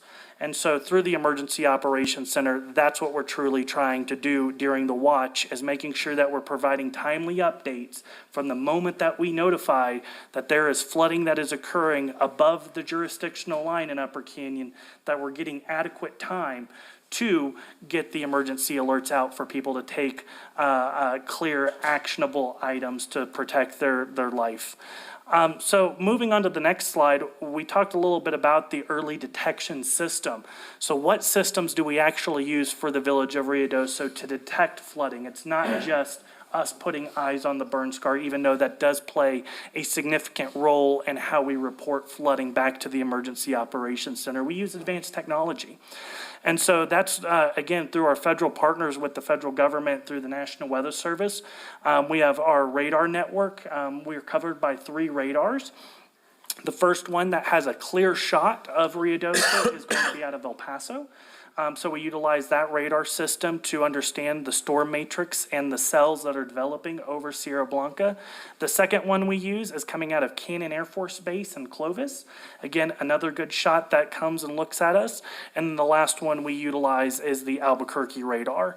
That, because of the curvature of the earth, does not get a clear shot on us, but it is good for winter weather precipitation, as that system tends to come from the north. There is a radar that is much closer, but we joke it's a rock detector because it goes straight into Sierra Blanca, and that is out of the Holloman Air Force Base. So we cannot utilize it. It just detects that there's rocks there. And so out of that, out of those 4 radars, we utilize 3, and they are incredible for our flood detection program. On the ground, so we talked about the advanced technology in the sky, we're going to move down to the ground. USGS has flow gauges on the Rio Ruidoso, as well as Skunk Canyon and Hollywood. Those gauges, again, pick up the level and rise of the river, and allows the National Weather Service to then perceive that threat and then describe it to us so we can get notification on the flood and the flow heights of the river. Eric. Yes, ma'am. Mayor, I've lived here all my life. Where is Skunk Canyon? Skunk Canyon is going to be Gavilan Canyon. Oh. Yeah, it's right across. So when you come off of Warrior Drive and you're looking straight at this canyon. Oh, I know that one. That's Skunk Canyon. Nice, okay. No, good question. So with the gauges, and the only reason why I know it's Skunk Canyon because the gauge is called Skunk Canyon. So I'm not well versed probably as Chief Hall on all the canyons here. When we look at the precipitation gauges, they put 19 gauges. They look like the little thing in the middle that is circular and has all of those little chutes. That's a precipitation gauge. And so that precipitation gauge measures the rainfall rate. So when it comes to post-burn scar flooding, it's not the amount of rain we're getting it in the duration of time we're getting it. And so, 6 inches over, a month, we're not going to have that much issues. But if we're going to get 0.25 in under 15 minutes, we're going to have issues. And that's where those gauges come pretty handy. So we record that rainfall rate. Again, that goes to the National Weather Service in Albuquerque, as well as the Emergency Operations Center here in the village of Ruidoso. We read that data and we have a good understanding that within 15 minutes of that gauge picking up more than an inch an hour rainfall rate, we are going to see flooding impacts. The last thing that we utilize, or second to last that we utilize, is our USGS cameras. That's the cameras, again, utilized by the U.S. Geological Service. They are placed, again, in some key locations. The first one being Rio Ruidoso above Ruidoso. That's about 1.5 miles above the jurisdictional line of Upper Canyon. That is going to be, again, on Mescalero Apache Reservation lands. That camera is our first detection visually of we're getting flooding impacts. From that camera to the jurisdictional line in Upper Canyon, when we start seeing flooding impacts, we'll see impacts at that jurisdictional line in about 7 minutes.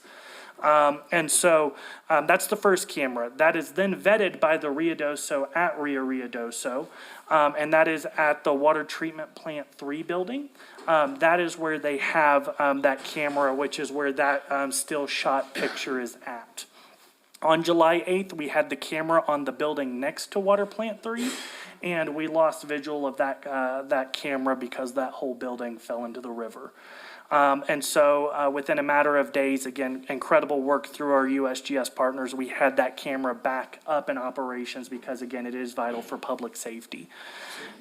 Eric, Yes, sir. I got confused. You said Plant 3, Yeah. but actually that's Plant 1 in Upper Canyon. Levi? Yes. It is? Terry? Okay, excuse me, sorry. Yeah, Plant 3 is Alta. you know, when right? you said Plant Okay. 3, I go, man. That's a new one. Yeah. I go. We're working but, fast, I'm okay, sorry. Yeah, I just wanted that. No, thanks for the clarification on that. I think we're working on a generator project at 3, that's why I got 3 in my mind. So yes, Plant 1 is where that camera is, Counselor. The last layer of storm detection is our actual network of firefighters, public works, police officers that actually go out to these low water crossings and monitor bridges. And so it's a multi-layer approach when we have the flood detection system. Is actually monitoring and making sure that roadways are still passable, or when they're not passable, we go ahead and close it, and we make sure that resources are adequately staffed to continue that flooding event. We have seen in this summer where we have an initial surge of water, and then it goes down, but then there is a second surge of water. And so it's vital for these city staff and first responders to be out there to monitor, to make sure that we're ground truthing what the data from the system is giving us. So that's our flood detection system. That's how we know it's coming. Let's move on to our notification channels, and this is where you're going to hear me as a broken record, because we always talk about our notification channels. So our first one that we utilize is our IPOS, the Integrated Public Alert Warning System. This allows us to send those Amber Alerts that wake you up at 2 a.m. for nowhere near us. It's not me, I swear, it's the state of New Mexico. But we can utilize that system. That's vital for our transient population, our tourists that are coming into town that might not be signed up for our Call Me Ruidoso system.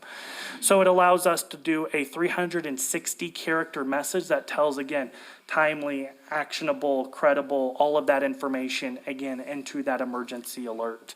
Mayor, Yes. Eric, I thought that anybody that was in the vicinity of Ruidoso would get those. Yes, They that's do. the That's system the we're talking IPOS. about.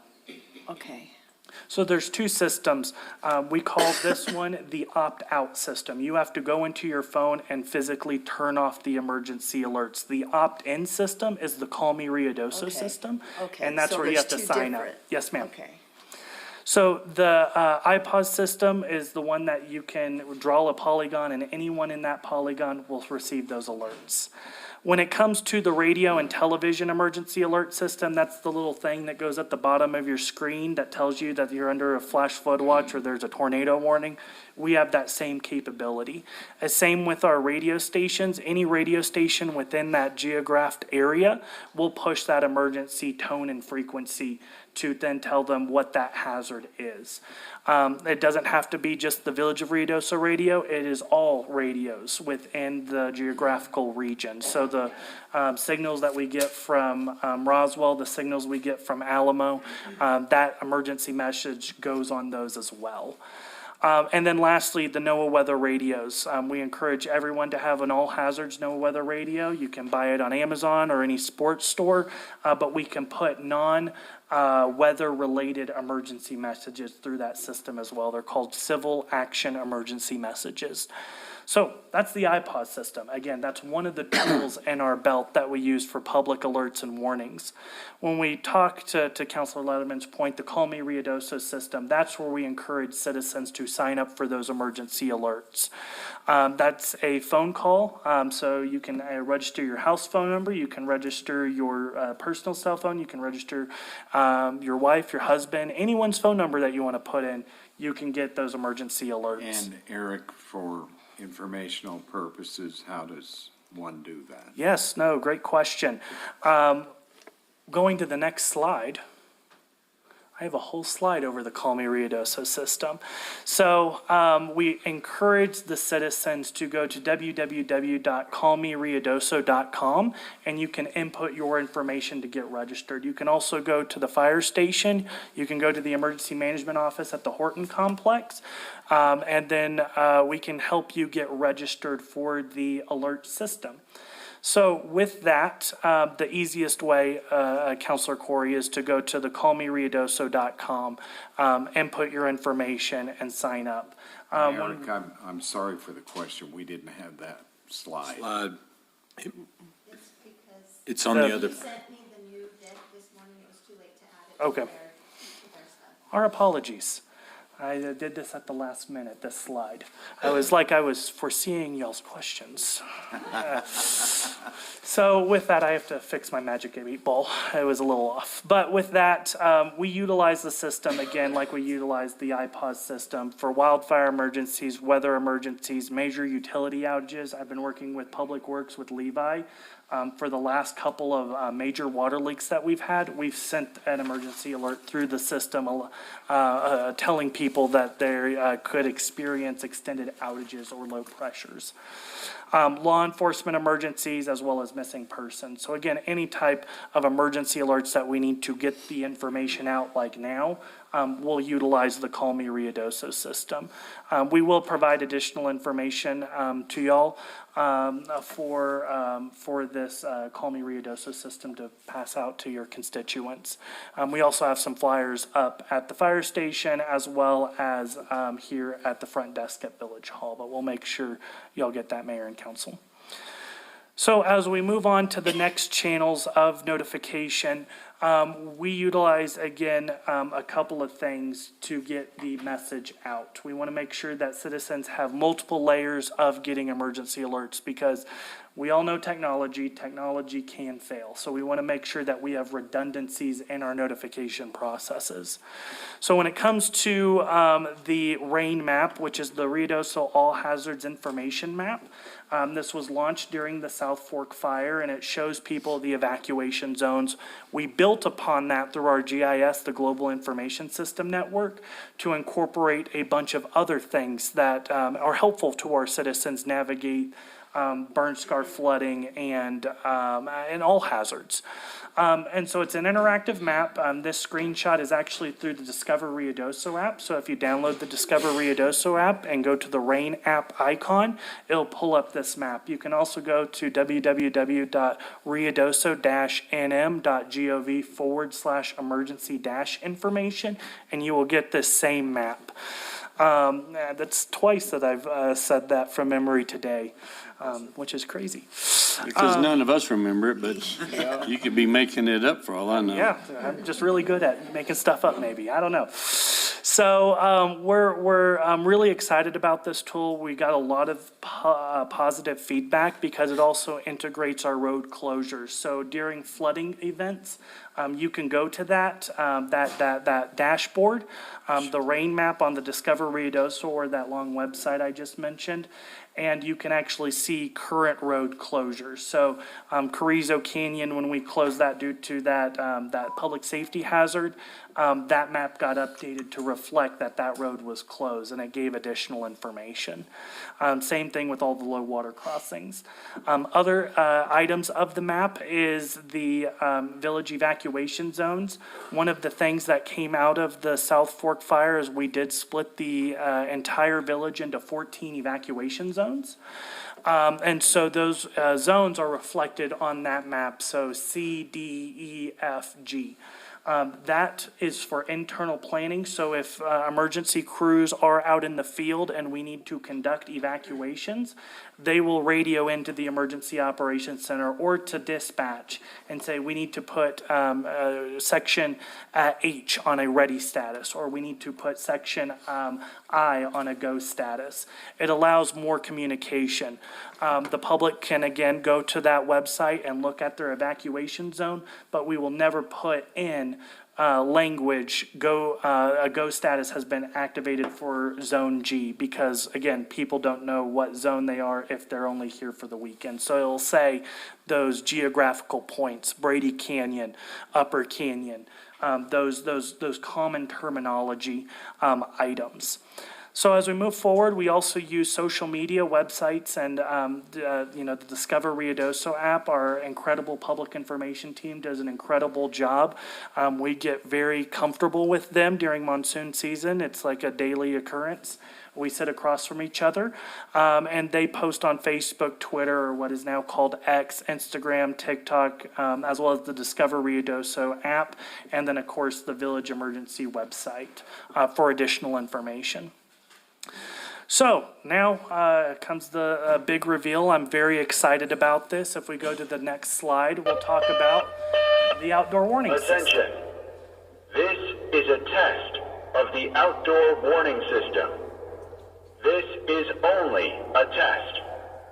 During a real emergency, you should tune to local media for information.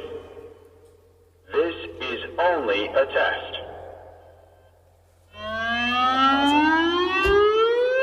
don't know if we want to hear a whole test right now, but we're really excited about the January 1st, the New Year test. The system was really functional. We got a lot of positive feedback, and pretty much everyone in the village could hear a siren.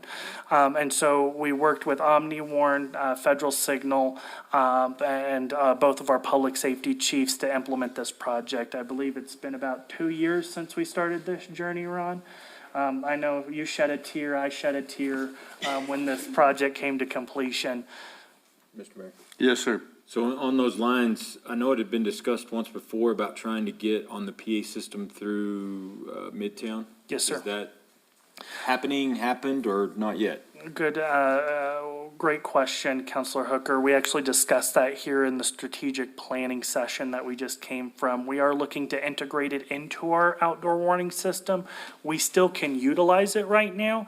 We just have to do a two-layered approach. So the alerts will go out on the outdoor warning system, but we have to go in and go on through another system, which it can happen. It'll just be a 15-minute time delay.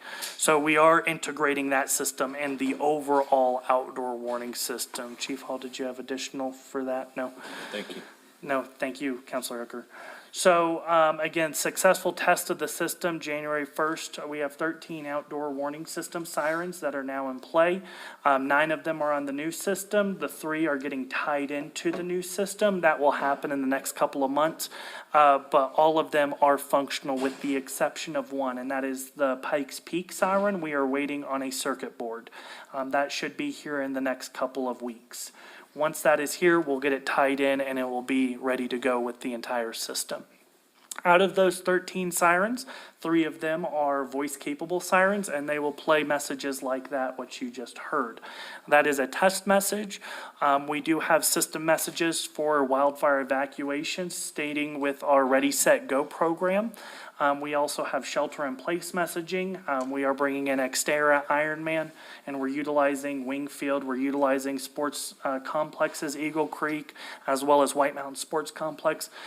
In the event that there is lightning in the area or we need people to shelter in place, there are pre-scripted messages to tell them to find a car, shelter in place, go somewhere else but here.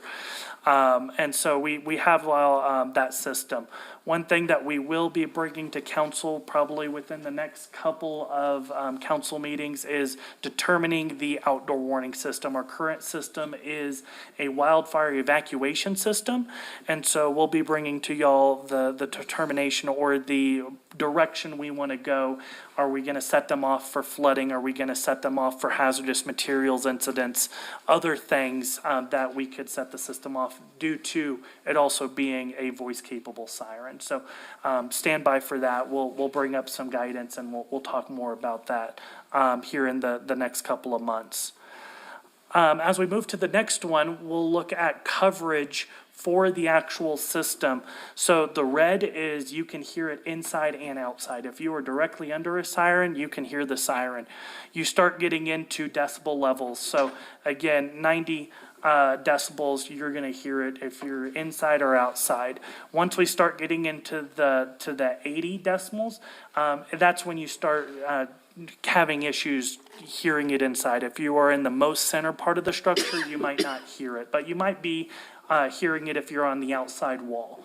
And then green is you'll hear it outside, but you might not necessarily hear it indoors. For the majority of populations that live in the village of Ruidoso village limits, you will be able to hear it within your structure. You'll hear it at 90 or 80 decibels. Again, we're really excited to see this system. We're one of those things where we have it in place. It's always standing ready, but we hope to never use it. But it's contributing to the multi-layer approach when it comes to public alerting in this community. So simultaneously, you'll be going out on social media. Yes, sir. You've already sent it to the radio stations. They're already putting it out. Boom, it all goes off at once. Yes, sir. So when we set off our siren system, it is standing policy right now. If the siren system is activated, you will receive an emergency alert through the Call Me Ruidoso system and the wireless emergency alerts. Again, the siren system, we want you to seek more information. And that's also just human curiosity. I've lived in South Texas, I've lived in North Texas, and when you hear a tornado siren, if you say you're going to the basement, I know you're lying. You're going to go outside and seek more information. And so we want to make sure that we're getting people more information. So when we do set off the sirens, you will receive an emergency alert that tells you what that threat is. And then we give you tools like Facebook and the RAIN map, the Ruidoso All Hazards Information Map, so you can get more information on what that threat is so you can take life-saving actions. So as we move ahead to the 2026 monsoon season and overall preparedness, the Office of Emergency Management is doing a lot of things ahead of monsoon season 2026. Internal preparedness, we're coordinating our response posture through the Emergency Operations Center through a monsoon season tabletop exercise. That's when we all get together, we talk about our hazards, and we talk about what went well during the 2024, what could be improved, and then we start testing public safety, fire, police, EMS over our capabilities. We reviewed the monsoon season CONOPS, that's Concepts of Operations Plan. We have a specific plan for the village of Ruidoso when it comes to post-burn scar flooding because it is so unique. When we get into emergency planning, we don't have a wildfire plan or an earthquake plan or a hazmat plan. We call it BOL planning, and that's all hazards. So our emergency operations plan is the basic plan, and then you have 23 functional annexes. Those 23 functional annexes are specific to different things. So like Annex A is the alert and warning annex. Annex B is communication. Annex C is sheltering mass care. Annex so on. And so each disaster has commonalities. And so if you're dealing with an active shooter situation or a flooding event, you're still alerting the public and you're still doing communication. You're still doing mass care and sheltering operations. The exception is because we're in such a unique situation with our post-burn scar flooding, we developed a plan, a concepts of operations plan specific for how we activate the watch, which I just previously mentioned, for the Emergency Operations Center for monsoon season. We also have seasonal readiness meetings and EOC staff trainings. We just finished an ICS 300 and 400 introductory into incident command systems, as well as the National Response Framework training. All of our staff that responds to the EOC is required by federal law to have ICS 100, 200, 700, and 800. And those are just numbers of training courses in the emergency management field. Who's in charge, how we support operations, and how do we get through a disaster.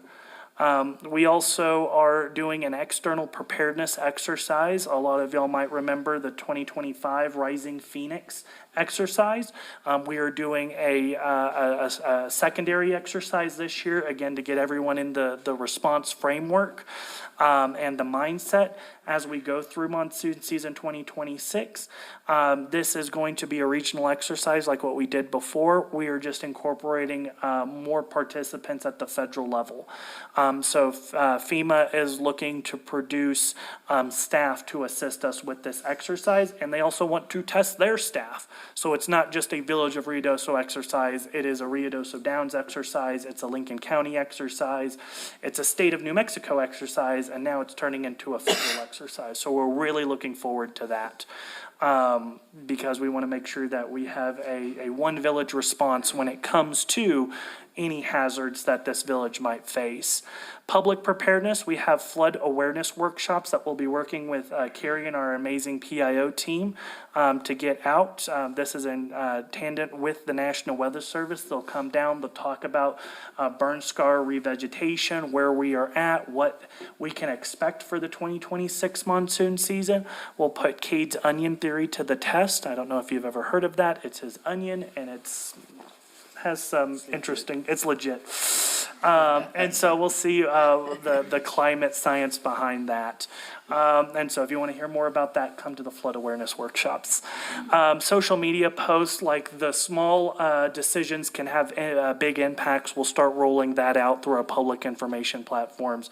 You know, the biggest thing that we talk about is turn around, don't drown.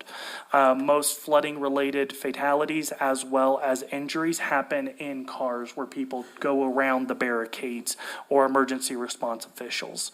Flood signage, you'll see a lot more signage this year. Where you'll have road closed, turn around, don't drown, and we'll post that at all of the low water crossings. You got those coming in? Yes, sir. We have quite a few at the Emergency Operations Center, so we're working with Josh and Levi to make sure those are posted up at those low water crossings. And then lastly, radio PSAs, getting on the radio station, talk about it with Mondays with the mayor, and make sure that we're just educating the community that, yes, we're on year 3, but the risks are still there. They're not going away. So we want to make sure that we have a risk educated community when it comes to this impacts that we receive from post-burn scar flooding. And lastly, we're working with the Chamber of Commerce as well as the Ruidoso Midtown Association for our business outreach through our Flood Safe Partner Program.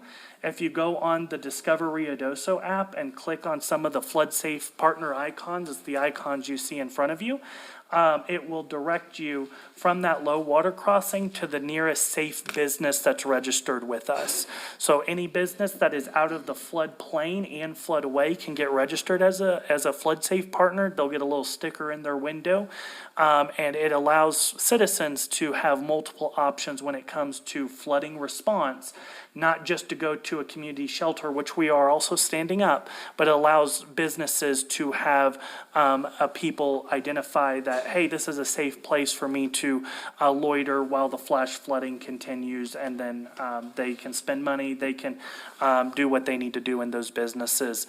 Again, it's a unique situation, so we're coming up with unique solutions. And so we're expanding that Flood Safe Partner Program. So with that, as we move to the last slide, we're doing this all under the outcome of the 2024 flooding and the fires, and that's the One Village Response motto. So we're united in purpose, we're coordinated in action, and we're resilient in recovery. So no matter if you're a private business, a nonprofit, Ruidoso, any of the partners that we work with, when we respond to an emergency, we respond once and we respond together. And so with that, I'll stand for any questions. I know that was a lot.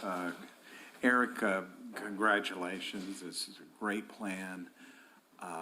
In addition to the alert warnings, what do we do as far as an all clear messaging? Because we saw some of those rogue videos on YouTube, and, the media was acting like the floods were lasting for hours when in fact they weren't. No, thank you, Councilor Corey, Mayor, Council. When it comes to the all clear messaging, we are looking at improving that for the 2026. We did bring that up in our after action reports and our improvement plan. The National Weather Service, once the threat has subsided, they will cancel or expire the emergency alert or the flash flood warning. People do not get notified for that. That causes disaster confusion. Am I clear? Am I not clear? We tend to go on social media and go, the threat has passed, but we try to stay away from that because again, monsoon season, we could see additional storms develop. And when you start getting all these messages of, oh, it's here, it's not here, it's here, it's not here, we Especially on tend to social confuse, media. especially in social media. We are taking that and we're trying to develop plans, so I'll be happy to come talk back with the council here before monsoon season of what we've determined, but what is coming out of Ruidoso is, I don't know if we want to be a case study for this, but we're becoming a case study on how we respond to these unique impacts, because nowhere in the United States they see impacts like we do in Ruidoso. Yeah, but you understand my, Yes, sir. my comment. No, and that's something that we're working to address. So I apologize, I don't have an answer for you now, but I definitely will have an Thank you. answer before monsoon Good season. presentation. Thank you, sir. On your legend, what is the CIC, EP Dirtman, K3G, LLC? What is that exactly? He's not on that slide. Oh, next, sorry. He's trying to get rid of me. You want me to move on? Is there another slide?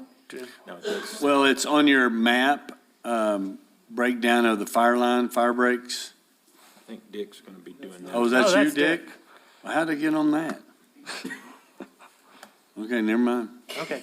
I was like, I don't know if I'm having a stroke. I can't answer that. Mayor, you've Mayor. always been an overachiever. Yeah, I've always been ahead of the curve here. Any other Thanks, questions? Eric. Thank That was y'all. great. Very good. Appreciate it. Very much, Lynn. Thank you, You Lynn. didn't have to say a word. What do you want to Just say? smile. Tell God. Still not gonna say a word. Thank you all. Appreciate that. Mayor and council, next we have Dick Cook, our forestry director. He's going to give us an update on the forest barrier project.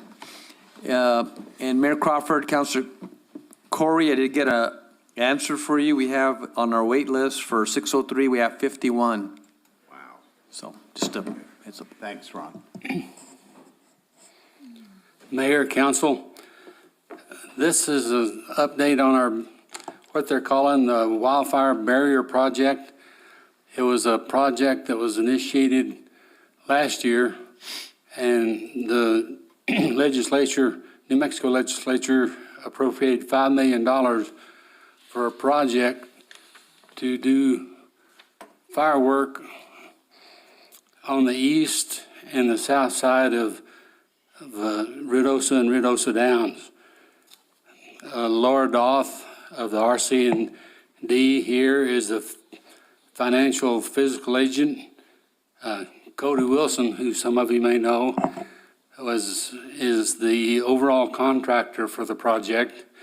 Jared Wilson, who also worked for Ruidoso Fire, handles the crew operations. In Ruidoso, all the properties south of Highway 70 and the area from Carrizo Canyon and Sudruth, that's a big circle there, they are eligible to have their property thinned to jurisdictional standards at no cost to the landowner. In Ruidoso, the standards we're using are our ordinance standards. The process is the landowner is contacted and asked to participate, or they can contact us, and they fill out an application and work plan, which is approved for Ruidoso by me. And I sign the application and work plan, and then send it to Laura Doth, and she actually allocates the money. The reason it's sent to her is to make sure there's still enough money to complete the project. Once approved, the village flags the boundary of the property, and they go over the requirements with the contractor, and then we actually go out and monitor the work they're doing to make sure it meets our specs. Then when we complete, we notify Laura that the project is complete to standard, and she issues or authorizes payment. So far, $334,000 of the $5 million has been spent. We have under contract in the village 272.71 acres in the village under contract. We haven't had any of ours approved yet. They've been working on your map. I guess you have a map. the 19-acre project. In that, part of the learning curve is some of the contractors they have working have been lumberjacks and those kind of things, but aren't used to doing thinning projects for fire mitigation. So we've had to really train some of the cooperators to do things to our standards. On your map, the things you have there with the Dirtman and La Fonda are landowners. They're the landowners of the different colored on your map. And that's the acreage, the numbers that are displayed? Yes. The acreage numbers are there. There's a crosshatch on your map that we actually initiated before the boundary project was approved. And so that's a private individual, which is Chris Cunningham, was actually, he paid for that 74 acres. So we had that 74 acres done before he was eligible for repayment. And I'll come a little later with a more complete map for you and show you there are other things that are happening south of the Ruidoso boundary, because we set up as a priority the south as our most vulnerable area. And so we have these projects, plus we have some from Community Wildfire Defense Grant that are being initiated down there. And our focus is on our south end. There's some country along Carrizo Canyon Road that are really rough that we're going to concentrate on. So far, we've started with some of the larger acres just because we could get more done quicker. And the county was wanting to be able to show the legislature that we have had some accomplishment, and more accomplishment, the better chance they thought it was to get some more appropriation for next year.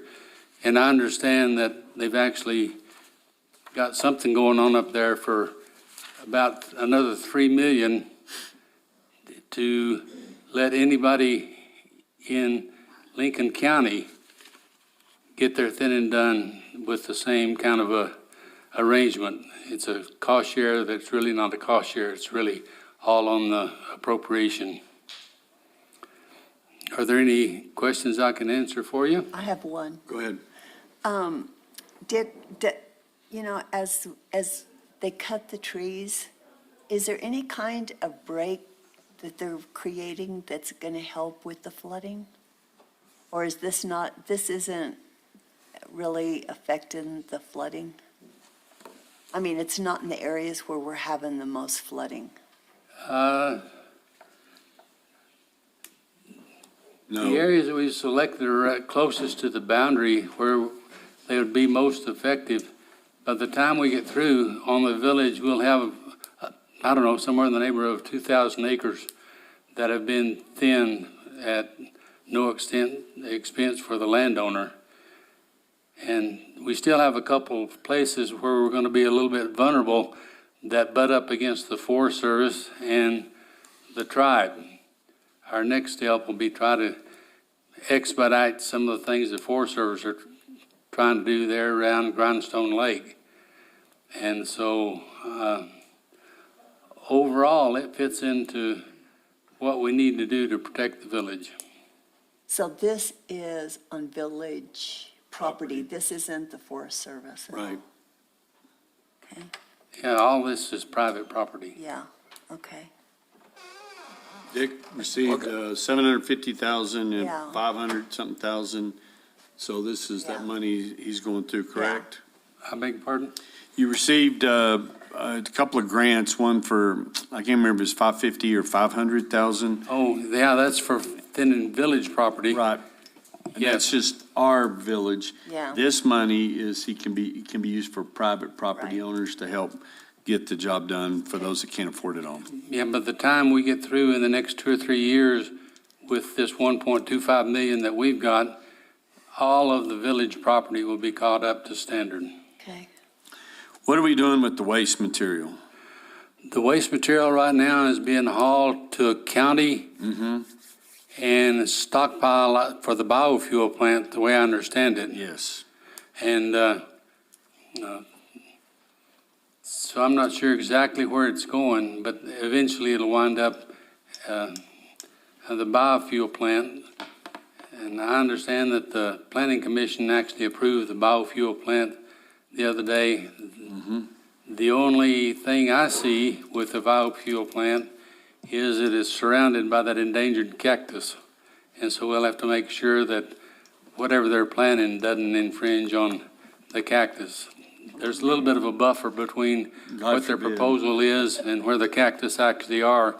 And we have GPS coordinates, and we've actually located the cactus before, so we'll be able to find them and Destroy work through them? that. Oh, my gosh. Make them disappear? Is that what you said? Actually, we have better cactus in town than there are out there, but Just my observation. Oh, Mayor, I just had a question. Yes, sir.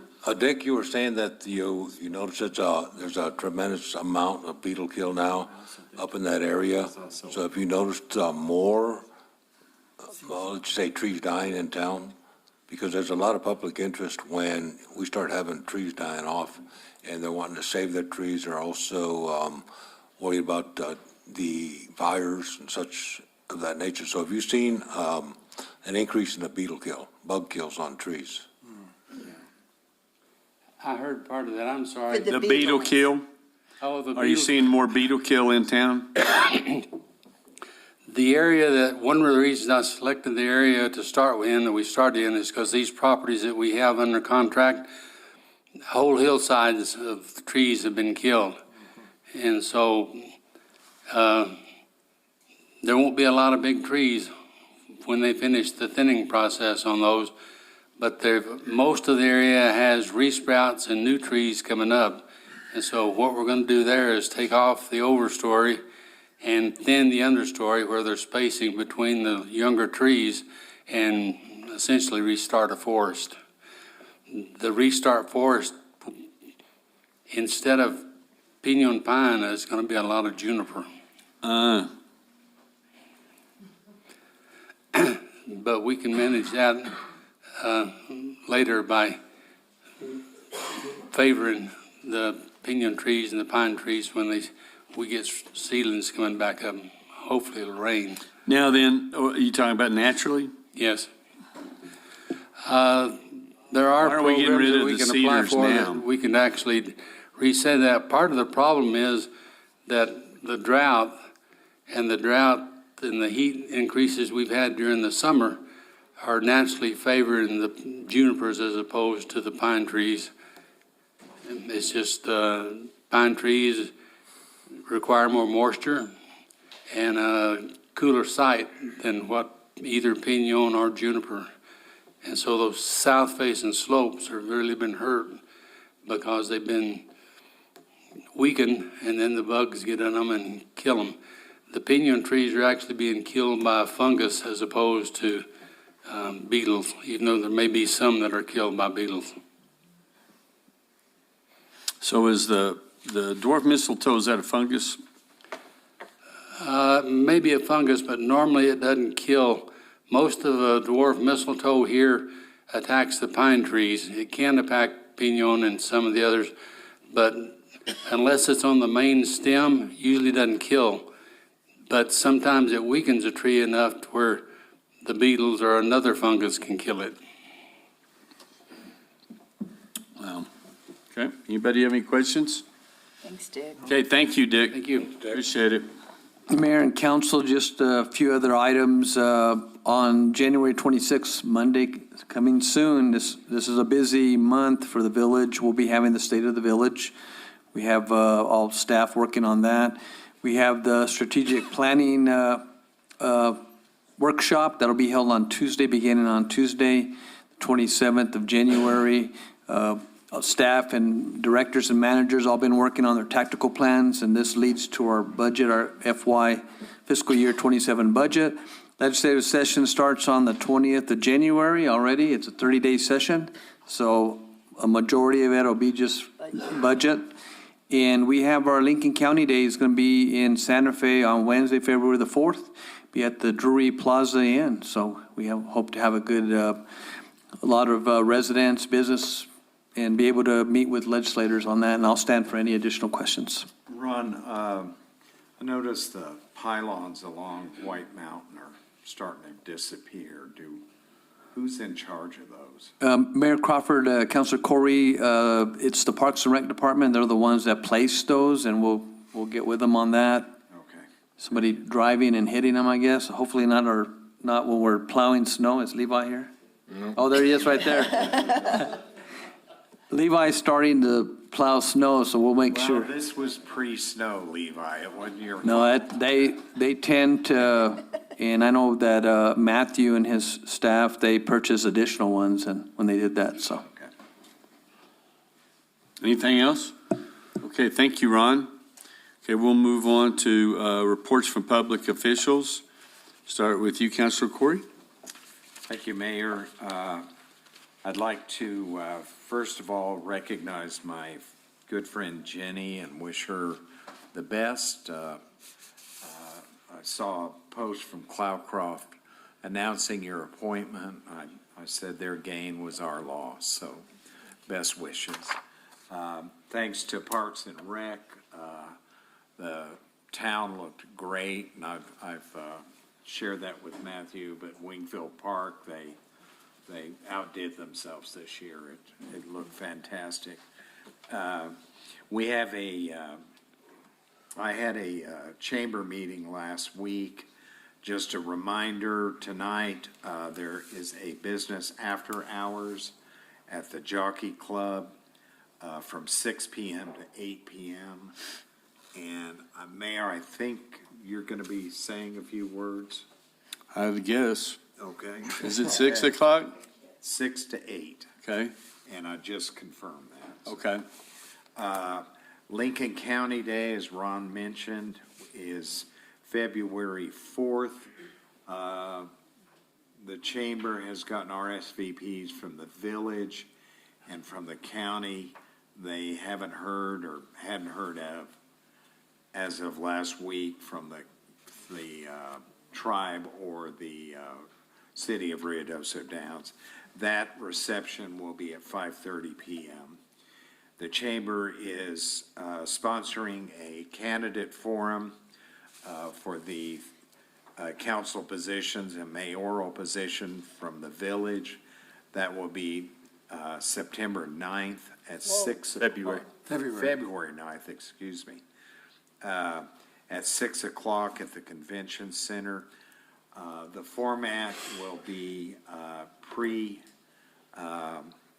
input questions. They will not allow questions from the audience. And the forum will be moderated by Clayton Allred. So that's all I have, Mayor. Okay, thank you very much. Dr. Jackson? Oh, thank you, Mr. Mayor. Again, a shout out to Jenny. She's been, when I first started here, she was an anchor because I needed to learn, and she was a great teacher. And Yvonne is going to be a great individual fulfilling that task as well. Also, a shout out to the street department. I mean, every time we have bad weather, we take for granted that we're going to have streets cleaned, sidewalks cleaned, and people able to get about, and they really fulfill that each time. Also, it was interesting to see the Xterra representatives here today. That's pretty exciting stuff with all the work that Eddie Ryan just does and continues to do with his networking. That's all I have, Mr. Mayor. Okay, thank you. Councilor Hooker? Good luck, Jenny. Congratulations, Yvonne. Happy New Year, everyone. Thank you. Zippity-doo-dah. Councilor Eby? Oh, you went out of turn. Yeah, I'm saving I think for everything, last over here. everything's really been Beg said. your pardon. We know it's not this. Yeah, I'm just making that up as I go. Never a bride, only a bridesmaid. No, look. That was almost it. But actually, everything's already been said there in the report. We closed the book on 2025. Now we're in the first page of 2026. And I believe we just wish God's grace, mercy, and blessings upon the village of Ruidoso. Congratulations to all the new hires and also the promotions. Congratulations to Yvonne, and our sincere gratitude to Jenny for tagging on to what Councilor Corey said. At one time, it was their loss and our gain. Now it's the reverse. But in the end, I hope it's your gain in every move you make, and that you everything just works out great for you. And we sincerely appreciate you coming to the village of Ruidoso and being so dedicated, and all the hard work and improvements that you have made.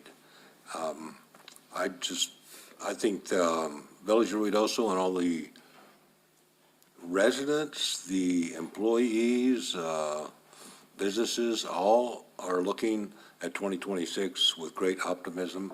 And I think that it's going to be a great year, no matter what happens, because no matter what happens, we're going to all get through it and keep our chin up and keep on plugging away.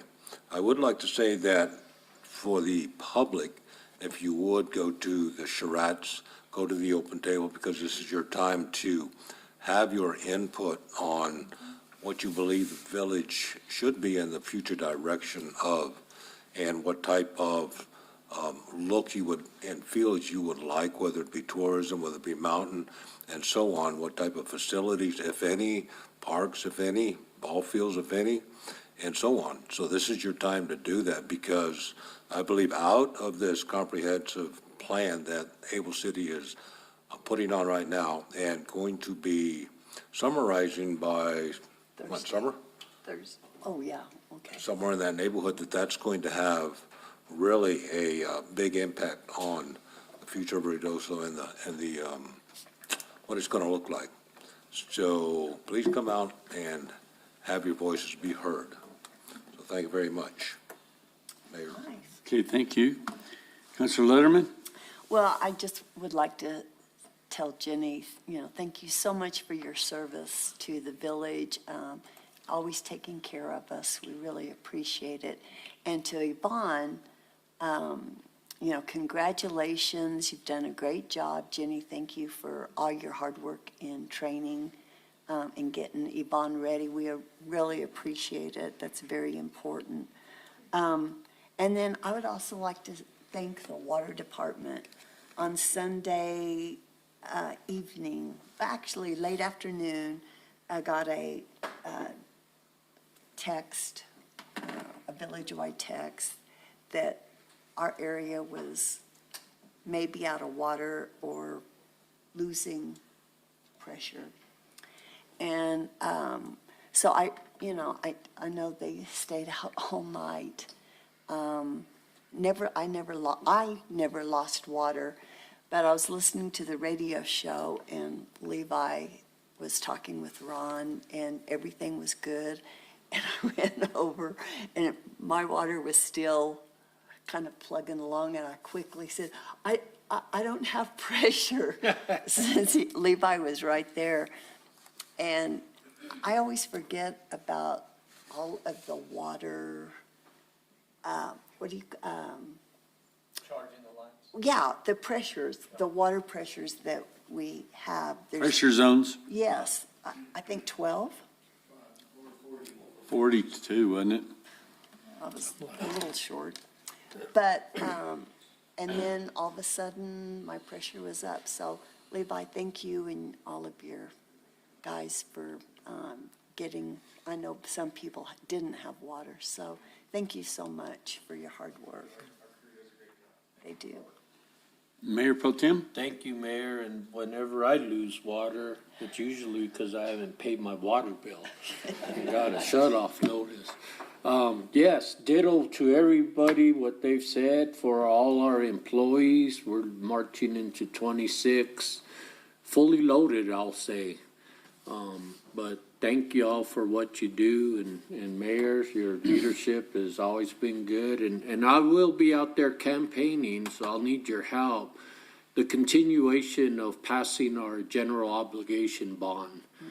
That's so much important that we need, and to continue. We've made a long years, and improvements from when we first initiated that bond in replacing water lines, improving fire safety with more hydrants in neighborhoods and stuff. So when you see people out there, definitely say go vote and vote yes for that bond. Or for, I forget, they say for the bond. No taxes raised. And no taxes raised, and so it's all good. All right. That's all I have, Mayor. Thank you very much. Now we'll move on to public hearings. Public hearings, item number 1 is for application submitted by Hall of Flame Burgers Company located at 2500 Suttereth Drive, Suites 1, 2, and 3, Ruidoso, New Mexico, for Restaurant A beer and wine liquor license with on-premises consumption and patio service, BLA-14048. And if there's anybody online or in the audience that would like to speak on behalf for or against it, do we have any calls in at the clerk's office? We didn't have any correspondence of opposition or approval. Okay. And we do have Kyla Stoker online for Hall of Flame. Okay, go ahead, Kyla. Oh, good afternoon, Mr. Mayor and councilors. I appreciate the time today. Listening to the council meeting is always enjoyable, and you guys are so gracious to your new staff. I love hearing that. We don't really have a lot to speak on behalf as far as the restaurant license. I'm sure everybody's aware that Hall of Flame has been operating as a restaurant for some time, and they're looking to implement liquor service at this point, and there will be future renovation that's complete of the space as well. So I stand for any questions. Okay, anyone? I don't think we have any questions. No one in the audience? No one else online? No, sir. Okay, we'll close the public portion of the hearing, and we'll go to the council, and I would entertain a motion. Mr. Mayor, I make a motion to approve the application submitted by Hall of Flame Burgers Company located at 2500 Suttereth Drive, Suites 1, 2, and 3, Ruidoso, New Mexico, for Restaurant A beer and wine liquor license with on-premise consumption and patio service, BLA 14048. Second. Okay, we have a motion and a second. Any discussion? Okay, roll call, please, ma'am. Counselor Hooker? See you, gentlemen. Counselor Letterman? Aye. Counselor Eby? Aye. Counselor Salas? Aye. Counselor Jackson? Aye. Counselor Corey? Aye. All right, thank you. There you go, Kyla. Thank you very much. Congratulations. Thank you, sir. I know All right, that- thank you, sir. That should help. Thank you. Thank you. And we just, Miss Mike and Tim show, they just left with Lochner. They do a lot of work for us out at the airport, and we've got a lot of big things coming by. They set the whole meeting, and then now they're leaving, so anyway. But these guys do a lot of great work for us, and we're glad that they were here. Next, we'll go on to regular items. We've already covered item number 1.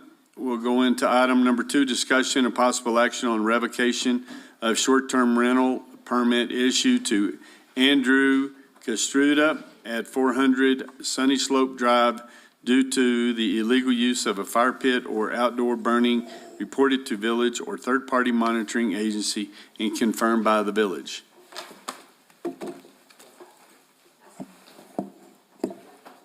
Yep. Thank you.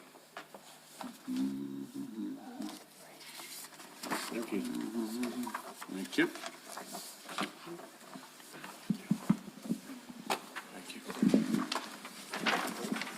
Ooh, caught in the act. I saw that picture.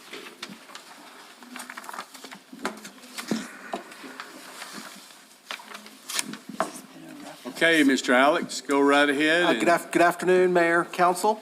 As the mayor just read, this is a action for the possible revocation of a short-term rental permit.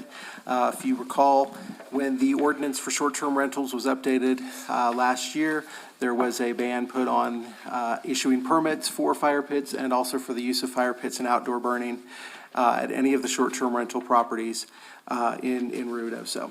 So at approximately 11:56 PM on Friday, December 12th, the dispatch received a call regarding an open flame at a neighboring property. The fire department did respond to this complaint, and then after arriving at 400 Sunny Slope, a fire pit was found in use. The firefighters that were in response to the call did extinguish the fire. The occupants were informed of the ordinance regarding short-term rentals and the ban on any outdoor burning, the use of fire pits. Then that call log was then forwarded to the Community Development Department for our review. Based upon that was provided, we did find that the short-term rental ordinance had been violated, and per the terms of that code, the suspension letter was issued to the owner or operator of that short-term rental with the notice that it would then be moving forward to the village council for consideration of a revocation of that permit for 365 days from the date of the suspension. Would also remind council that, I shouldn't necessarily say remind, being this is the first time that we have brought something in action like this forward, but per the ordinance, the governing body shall hear and consider all testimony and make a determination by majority of the membership present on the appeal to revoke the permit, to either reverse the determination that there is a violation leading to a reinstatement of the permit, or to table the appeal request to a future meeting. Would also state that the governing body also has an option per the ordinance to not render a decision on the request for revocation. If that does not happen, if there is no action by the governing body within 90 days, the permit shall be reinstated by the Community Development Director. And with that, I would stand for questions that you may have. Otherwise, Mr. Castruita is here to state his case. I have one question for Zach here as far as this proceeding right now, is that the comparison now with this and, say, something coming before a P&Z and it being denied and they bring it forth to us on appeal. Now, is this the same type of situation because we're going at it a little bit differently? So is this like a question and answer, this and that, have we ever had any contact with them? Or does anybody have any interest in how is this set up as far as? The cases that you hear in planning and zoning involve stronger property rights. And so the people that, the applicants on P&Z have, are afforded more due process. That's why it goes to P&Z and then to you guys and then potentially to the district court. Okay. So, and this is for a permit, so. Okay, so the permit, that's not property right. Correct. That's the difference. Thank you for the clarification. So then if I may, Mr. Mayor. Yes, sir. Alex, so a layman, say I don't have things sitting in front of me. Were they warned? Was there any procedure before this point, or was it instantaneous this? Sure. So when the ordinance went into effect that banned short-term rentals, we did let all of our operators know that there would be no more fire pits allowed at short-term rentals. There was a situation where there was a short-term rental that did have a fire pit that was in use. We did send out another warning to all of the operators. I would also state that the situation was, for better for worse, with this property. They did inform us that the fire pit had been removed from their property, and then also that they were no longer advertising that in use there. Okay, thank you. For clarification, when did that advertisement end? On their side, and I guess we should, That we're would- assuming that you are the owners. Yes, sir. Okay. I guess the question would be When directed. did you remove the fire pit from your advertising? So on one of the pages, one, two, I saw a letter to the sixth page. Christine. Yes, sir. We sent that email on the 29th that we did remove it, and we had our cleaners go ahead and take that. 29. Of April, I'm sorry, April 29th of 2025.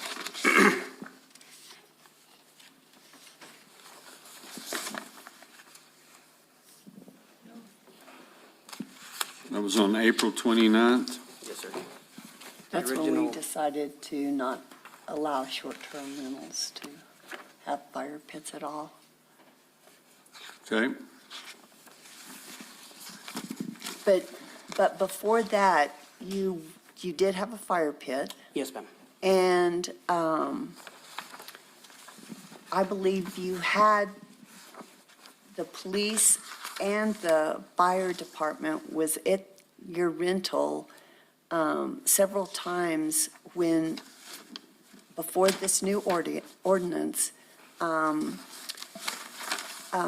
when we were in no fire at all. So we have one. And so Correct. you were still saying there is a fire pit.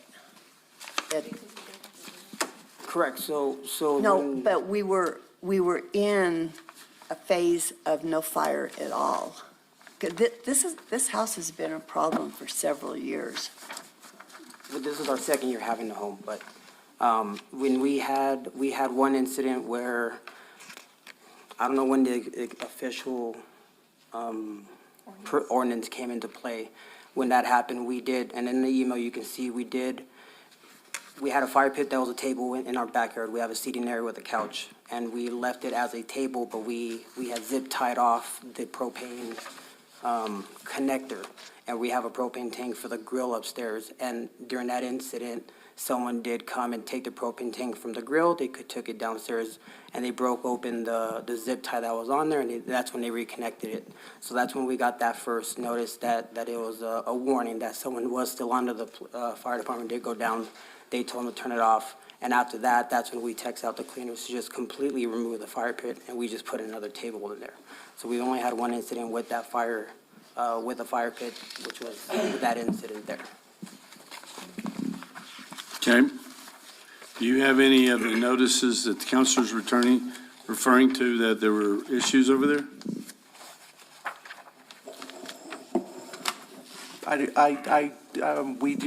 She would have to be a bit more specific. There have been, to my knowledge, there were some issues with some extra bright lights that were removed from the backyard. The interactions that my staff have had with this property owner have tended to be responsive to when brought to attention that there is an issue, that there is a prompt response to address it. But that's after the neighborhood has complained and complained to the owner. And so then those people come and they complain, and then our department contacts the owner. So there's been a lot of problems. I'm not trying to be rude, but are we here for past things with our lights and communication, or just the fire pit issue? The fire pit.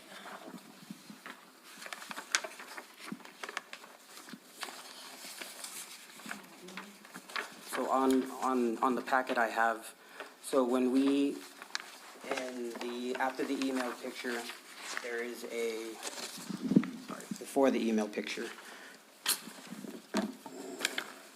Okay, so the very last page of the packet is our Airbnb listing. When you open up that listing, it's highlighted there.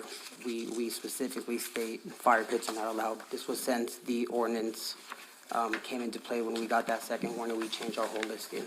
In the very front, the guests get a series of 3 emails.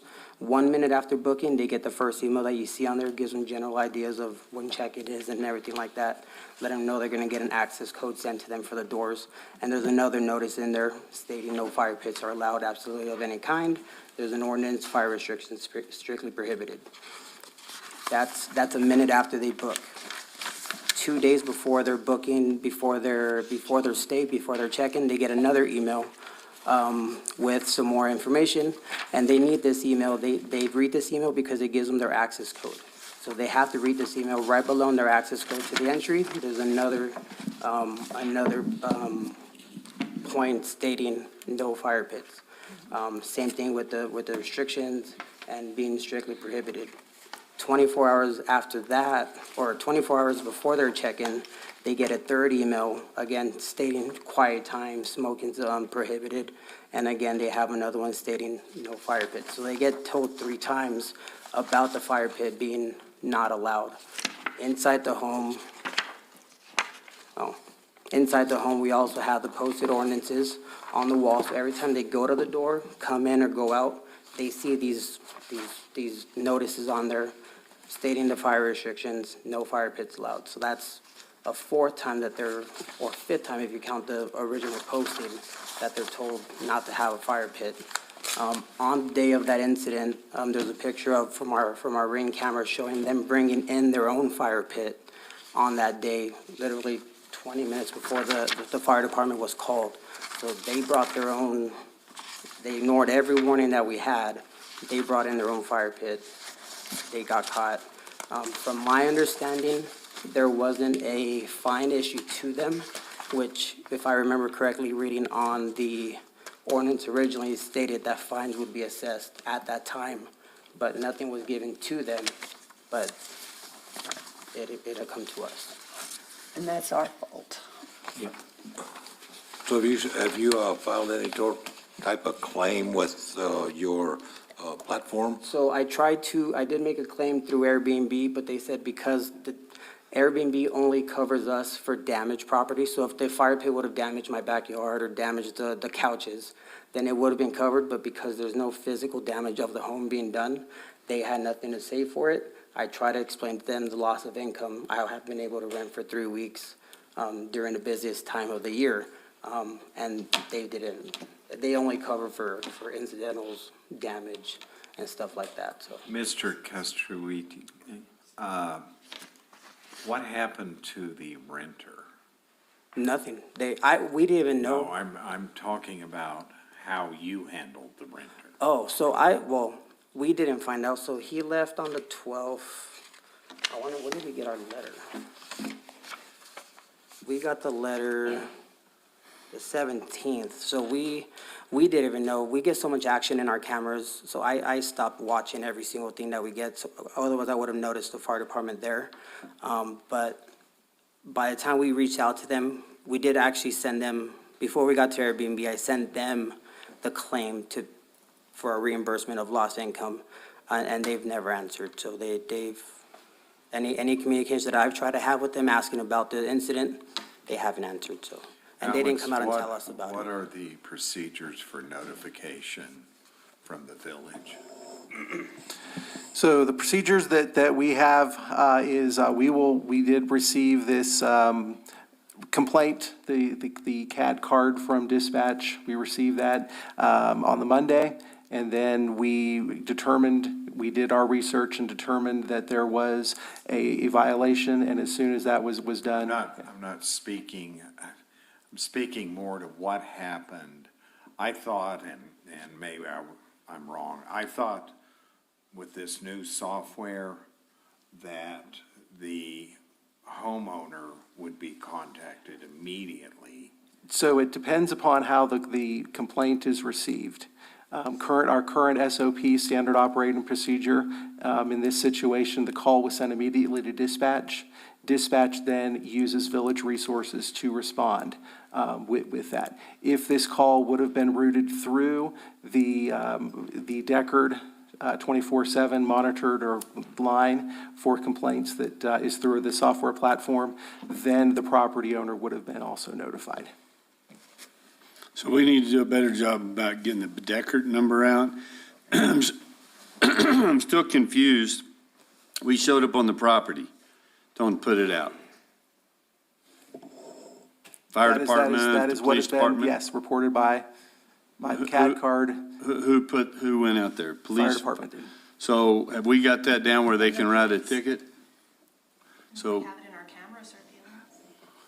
have we got that squared away yet? Mayor Crawford, member of the council, we're working, yes, we're going to be writing citations when we get to a situation where there's a prohibited fire pit or whatnot, that we can get a citation written. Moving forward, yes. So, our frustration, And with due respect to both of you, I had a short-term rental myself several years ago. The village citizens are very sensitive to short-term rentals because there have been a lot of problems. And this governing body has walked a fine line between allowing them and addressing the concerns of our citizenry. The frustration is ultimately the homeowner has to take responsibility. And, you know, the worst possible thing we can have, you know, I'm surrounded by short-term rentals. I can put up with the noise, the lights, but fire, I mean, you know what our village has been through. Absolutely.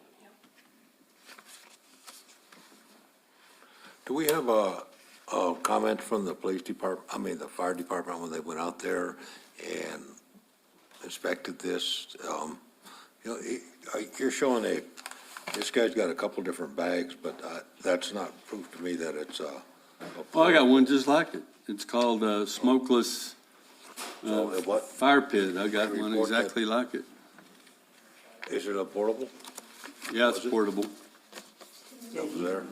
From my understanding, he mentioned to the fire department Yeah. that he went and bought it, that he went out and bought that fire pit that day. So he Off like admitted- Walmart or Correct, someplace? or somewhere. Solo is what they're called. Solo? You got one just like it, huh? Just like it, yeah. I only use it when permitted. I got one. Yeah, we were curious if we've been able to, you're familiar with what we're talking about? Yes, Been listening out there. So the fire department showed up, told them to put it out in the story. So we are now getting in a position where a firefighter can write a ticket. Yes, sir. Yes, from this point forward, we'll be giving citations. Okay. So that's one of those kind of things. And our firefighter that went out there and did this, do we know where the fire pit was at? The fire pit was on the back porch. On the porch?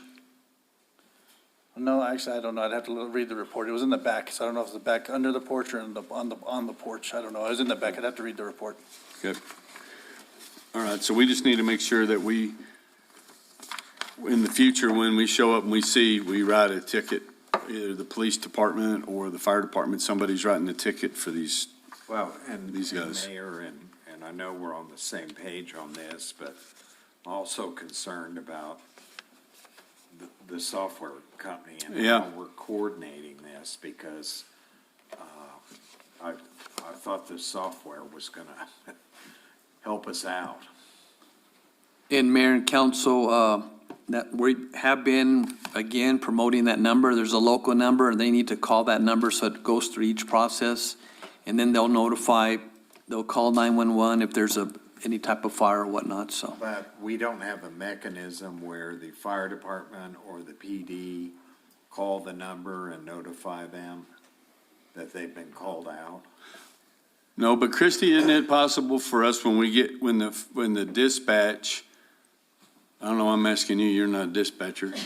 But the dispatch chief, that when it comes in and we've got a complaint on a short-term rental, that our dispatch calls the 800 number?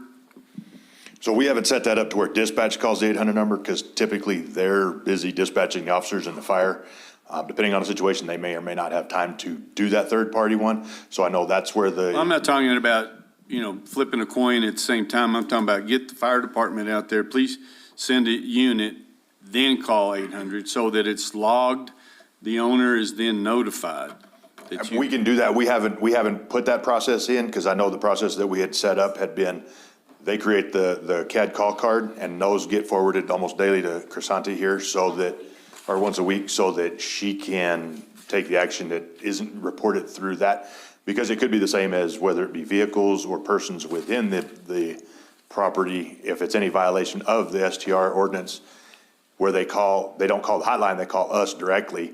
And that has been the process that we've been using, is the cards are then once a week forwarded over to them so they can then initiate the process on their side. How many of the 800 number calls do they get? Do we know?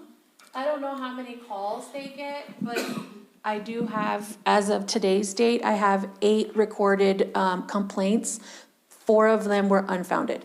They were the wrong address, or they said they were unpermitted and they do have a permit, things like that. Or, and all the other ones, once they notified the complaint center reached out to the local contact, property manager, whoever, and they, within that time frame that they were supposed to have it resolved, everything has been resolved. So I'll ask a question, Mayor Pro Tem. If you have a short-term rental next to you and you're going to call somebody, what are you going to do? What am I gonna do? They're loud. If it's a fire, I'll go put it out. If it's But- loud, they're just partying. Yeah, call the police and saying, hey, there's. We don't know where the number's at. Because we don't know where their number? We don't know this 800 number. Do you know it? Oh, no, I don't. It's Y'all? actually a 575 number that. I know, but that don't mean anything to No, me. we had a meeting the other day and we're actually gonna put like a little card or something in each of the water bills. So that goes out and they can put that on their refrigerator, wherever they want. It's gonna go in the newsletter that goes out. It's gonna be more on social media. We're gonna make more of an effort to try to get everybody to know that local 575 number. Okay. Alex, is it true, though, that if we would have known about the number, that then the owners within 30 minutes would have known what had happened at their house? So that is, sorry, lost the phone. So yes, that is how the process would be set up if calling the number for Deckard, the 575-315-8354 number. The process would be their first, again, they would have called the fire department to respond to that, but then also would have called the property owner or their emergency contact, and would have had 30 minutes to once they would left, if they would have immediately gotten that, of course, they would have immediately known if it is a situation where a voicemail message is left, they have 30 minutes to respond to that. Otherwise, the call gets escalated to our public safety. Mayor, back to, I'm sorry. No, do you have, I know that you live in El Paso, do you have anybody here that, if there are complaints, that you can call and say, hey, can you go over to the house and look? Yeah, so we have our cleaners that really take care of the house. If we have something needing to get delivered somewhere, they're the ones that are contacted. When we needed the fire pit removed, they went and removed it. If we need anything done there, if the light bulb's out and we need a new light, we call them and they go and get it fixed. Because they have 90 minutes after they call to respond, right? Councilwoman, yes, that is correct. If the issue is not resolved within 90 minutes by either the property owner or the local contact, that is another violation of the ordinance, which leads to one of those 3 strikes that would result in a suspension and then a request for revocation. Mayor, back to your hypothetical to Mayor Pro Tem. I got to tell you, even if there's a magnet on my fridge, if there's loud noise, I'm calling the PD. If there's open flame, I'm calling the fire department. Yep.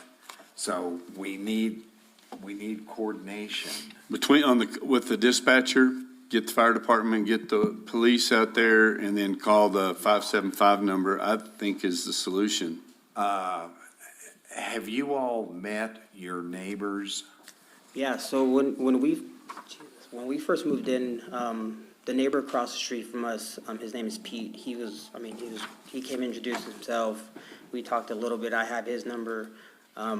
We've actually communicated a little bit. If something was wrong, I actually had him go look at the house to see if, at one of the times, one of our lights was very bright on the front, our floodlight, and I had asked him to check on it. He sent me a picture right away.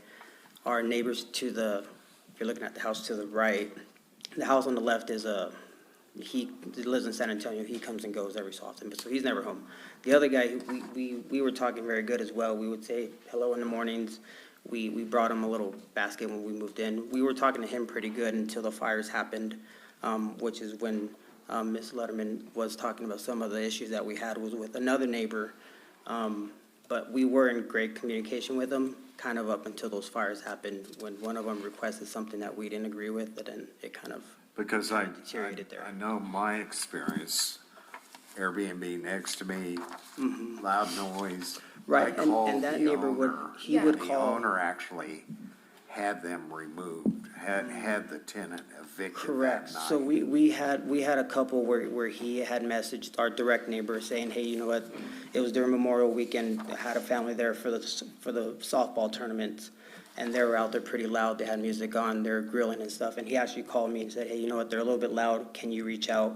And I called, because on Airbnb, we have the phone numbers. We called them right away. They said they would calm it down. And he did confirm me, yeah, we know they've calmed down, they've quieted down.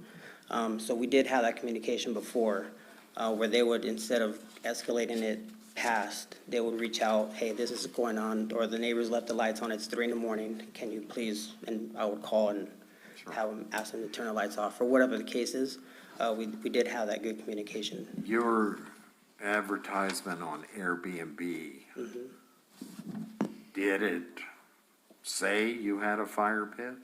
When we first started, it was allowed, because we had a fire permit, the fire department came out. It had to be, US made, it was a propane one, and we had it inspected, it was on a patio, our backyard has a bottom patio that was fully, paved. And so they measured the distance between the closest grass or whatever, and they gave us a fire permit. We had it posted in the back that it was allowed. So fire pits at the time, that's why we had it, and it was advertised as having one, and that was part of our main page. But once the ordinance came, then we of course removed the listing of it. But at one point, yes, we did list that we had a fire pit on. Okay, do you recall when you removed that listing? After that letter, so April 29th, After we passed them. after that new law passed. You know, I've got zero tolerance for open flames, but it looks like we need to fine tune some things on the village side. Yeah, you're like me, we spent a bunch of money on this thing, and for some reason, I thought that it would be a lot smoother. I know we're still trying to work the kinks out between the big rental companies that manage a bunch and then the single owners. Have we got that bridge crossed? Yeah, not that I know of. Other, Christie? Oh, Mayor, if I may. Well, with this particular issue that's coming through, the language of the ordinance states there's really, that it shall happen. And then the only way to avoid that would be leniency from, or let's just say an exception given by the council, because the way the ordinance is written, it is that it shall be terminated or put in suspension, and then come before the council, and then whether it is or is not. So with this, I know that the onus is falling on the homeowner, but I also believe that something should fall upon the tenant. Now, so my question is, in writing a ticket out of state, somebody who's coming into, a speeding ticket is effective on somebody out of state. So is a citation for fire, an illegal fire, given to somebody out of state, is that enforceable if it's given by the fire department? Yes. Yeah. Okay, but that's what I think needs to be done. If that, because this gentleman or whomever that comes in and causes a situation such as this, they can go home and no sweat off their back, they can do it again. But they got the ticket, though. No, They didn't get a ticket. No, they should've. They should have Should've got got the a ticket. ticket. Right And then. it's there. And that's what needs to happen. Right. Whomever is present at that fire needs to get a ticket. It's not the homeowner or anything there. they set all the policy or all the rules. It's the tenant, just like how Greg said, they're loud. But yet in that case, the homeowner called, hey, or you'll get evicted. They weren't notified until 2 weeks later or something. But the homeowner does bear responsibility. Well, yeah, I could agree with that. I mean, I could see that. To me, I thought he followed it. Once he got the letter to remove the fire pit, he got rid of it. But then who's to say they carry it in a bag? I didn't know what those were in that bag. That's called solo. And solo fire pit, and they weren't aware of it. Nobody. Fortunately, the neighbor said, hey, they got a fire over there. The renters called did it in. admit to the fire department that they had just purchased it and put it in. So, yeah, I mean, it's all that part. So I thought a ticket was issued at that moment, but there wasn't a ticket. That's where we dropped the ball. That's right. So, okay. Well, we always drop.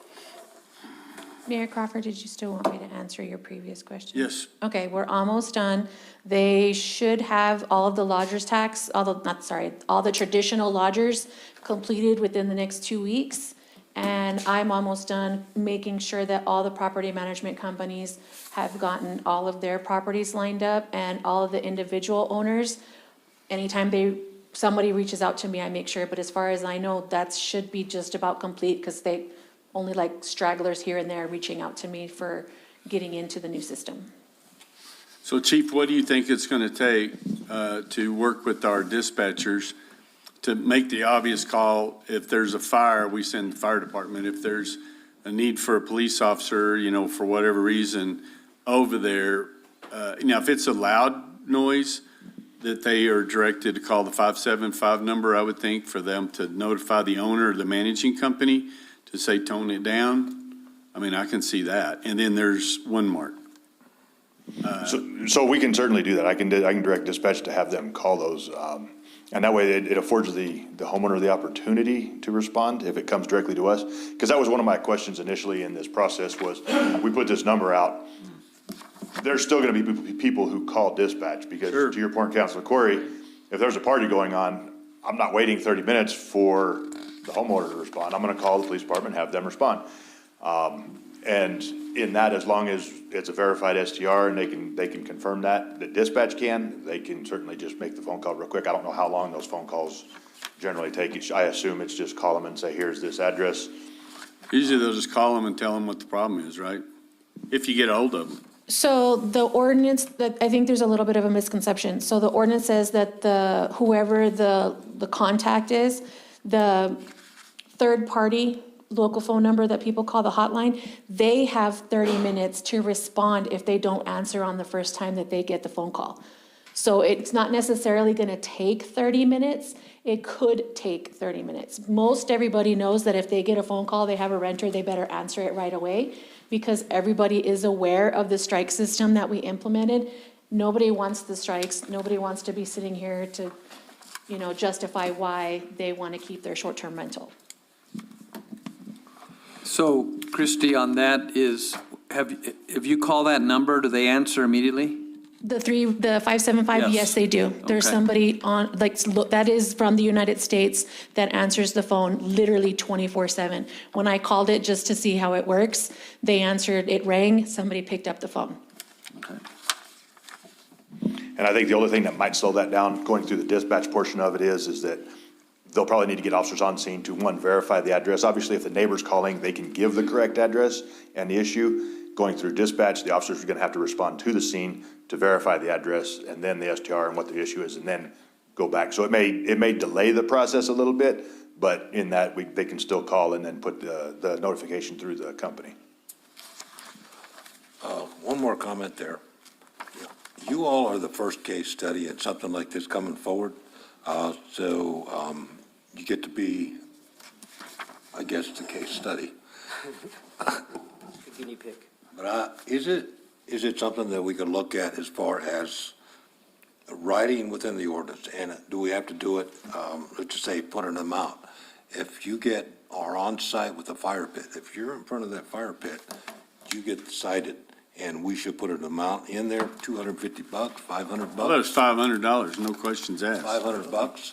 That way, because I see that you have on your site there, no fire pits allowed. But you could also put underneath that, violators Oh, absolutely. will be subject to a $500 fine. We have that with some of our Citation.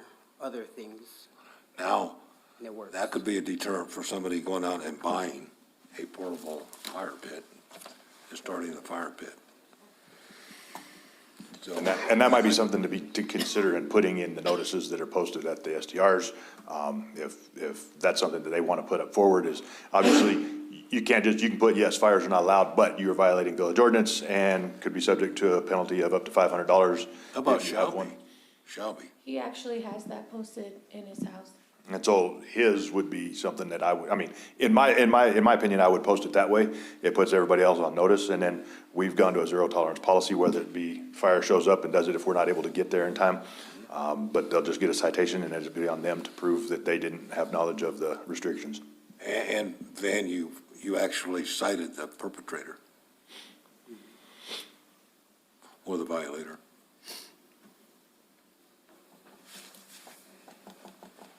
Mayor, I have Go ahead. something. You know, and this is not an easy thing, because I know that that's part of your income. But, council, here's the deal. We have our residents to be concerned about, and this house has been for years, several years, one complaint after another. Maybe not fire, noise, lights, parties. And I was told that you were responsive at first, and then you weren't responsive at all. And so all I'm saying is, the people that are neighbors have lived there for 35 years. And it is very tough to live in a neighborhood and all of a sudden, you have no idea what's going to be there for the weekend. And that is why it's so important for the owners of the house to be so responsive. Because it's no fun to live here, to go to the restaurants and everything. We support our own town, and you're in El Paso and have no idea what's going on in your home. And that's rough. Yes, ma'am. So if I can touch on that. So when we were responsive, it was with our direct neighbors that had the issues with the lights. And I will admit, the first few times that they told us the lights were very bright, I didn't think they were bright, but eventually, when it came down to it, we did remove about 3/4 of the lights that we had in the back. But we never had an issue with them coming to, I would assume to you guys or to Ms. Jones, up until after the fires. So after the fires happened, we had a neighbor 2 houses down. He owns a local restaurant, and he asked us to rent out our house, not rent, to let his employees stay at our house for free. And I advised him that I wouldn't be able to do that because I have a mortgage to pay with bills. And I told him I can give him a discount, but I had to at least pay my mortgage. And from that time on, the attitude kind of switched on his end to where he would just message out and it was just a very confrontational way. So I advised him that I would no longer like to communicate with him if he's not going to communicate with us in a professional way. It was after I told him no to those free housing that we started having that issue with that one neighbor. And again, he's about 2 houses or 3 houses down. So when he would complain about my lights, I don't think he can see our house from his house, even though he's a little bit higher.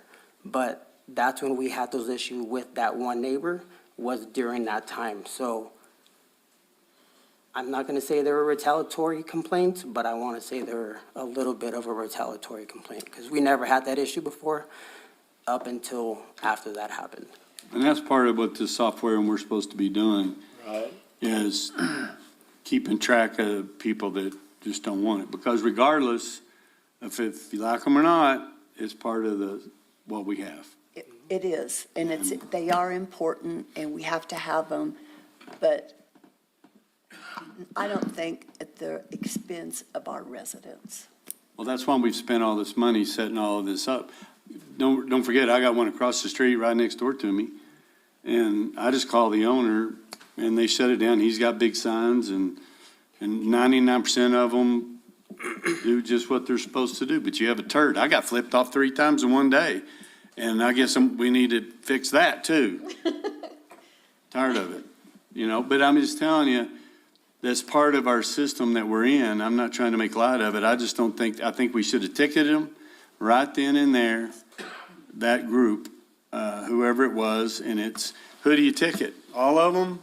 I think so. Or the guy carrying, it's rent, whoever's name it's in? We got to make sure we understand all of that, Yeah, whoever rented it.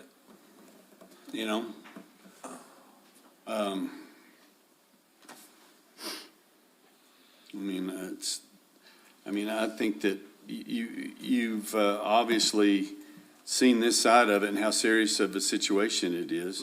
I just think that we're lacking with our enforcement until now to write the tickets.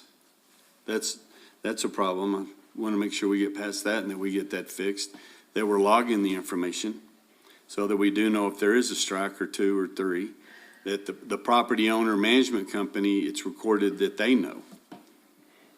Help me again is a fire the only thing that is strikeable?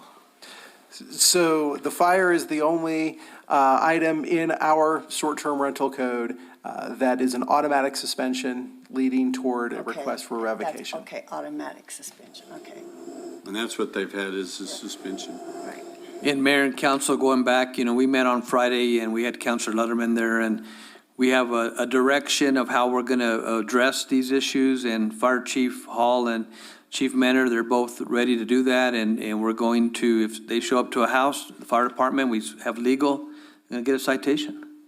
So. And I can remember when I had my Airbnb, it was cold snowing, so they just drug the little gas fire pit right up to the back door and cooked their steaks and smoked my whole house out. Smoke alarms are going off. I called Airbnb and they didn't do a thing.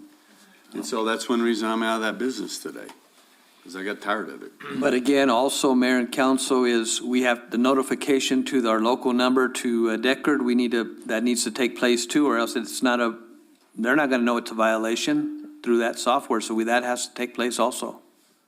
Yes, sir. Any other comments? Okay.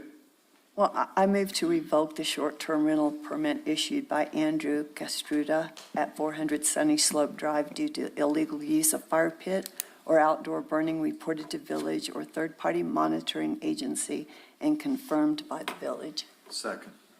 Okay, we have a motion and a second. Okay, roll call, please, ma'am. Counselor Letterman? Aye. Counselor Corey? Aye. Counselor Jackson? Aye. Counselor Hooker? No. Counselor Salas? No, Counselor Eby? No. Is that 3-3? No. Mayor Crawford? No. So you get to keep it. So we'll need to make sure that I'm sorry, but you can see how serious this is and just how close it. I have a question. Sure. So going forward, outside of what I have, what more would I? Well, what we've got to do, is we got to enforce it and make sure that we have all the right phone numbers, and you're managing it yourself, I guess. You're setting through the bookings, is that just be responsive on the phone, and then next time we just need to write tickets. And then maybe put a bigger sign, so I don't know if it helps. But obviously you can see that we're very serious about the situation. Yes, sir. Mayor. And whoever you have as far as a response party up here, they need to be able to respond. Mayor Crawford, procedurally, just to close the case, you had a motion to revoke the permit. The motion failed. And so I would recommend that you have another motion to reverse the determination that led to the, Is it the suspension that we're reversing or the suspension. No, you're reversing the termination of termination of? the unresolved issue leading to the reinstatement of the permit. Or you could just do a motion to reinstate the permit. I would so move. Okay, we have a motion and a second. Roll call, please, ma'am. I'm sorry, who was the second? Raffle. Counselor Jackson? Aye. Counselor Salas? Aye. Counselor Letterman? No. Counselor Eby? Aye. Counselor Hooker? Aye. Counselor Corey? No. Okay, so I don't get to vote that time, right? Okay, well, thank you, guys. So just, sorry you were the test case. Yeah, yes, sir. So, but we're going to have to continue to work to do a better job to get the number out there and do what we need to do. So thank you very much. Thank you. Item number 3, discussion and possible action on agreement with Altamont Inc. for automated traffic enforcement system awarded through RFP number 2026-004P. Yes, sir, Chief and Deputy Chief. All right, good afternoon. Afternoon, Also for gentlemen. the council, he may still be on here, Mr. Crowley from Altamont, in case there were questions that did come up. I know there were a couple of questions last time that I've prepared answers for if they come up again, but Mr. Crowley may be available as well. Do you see Mr. Crowley? Okay, good. Okay. So this is the agreement with Altamont for the speed enforcement cameras pursuant to the RFP that we had put out for. Okay, does anybody have any questions on it? We had several last time. Do you remember what they were? I do remember, I didn't write them down, but I know there was some questions regarding the cost and the termination clause. And again, as I go through the paperwork, there was no penalty for termination. The only requirement was that we give a 90-day notice, but it could be terminated by either party upon written notice, 90 days. No cost to the taxpayers.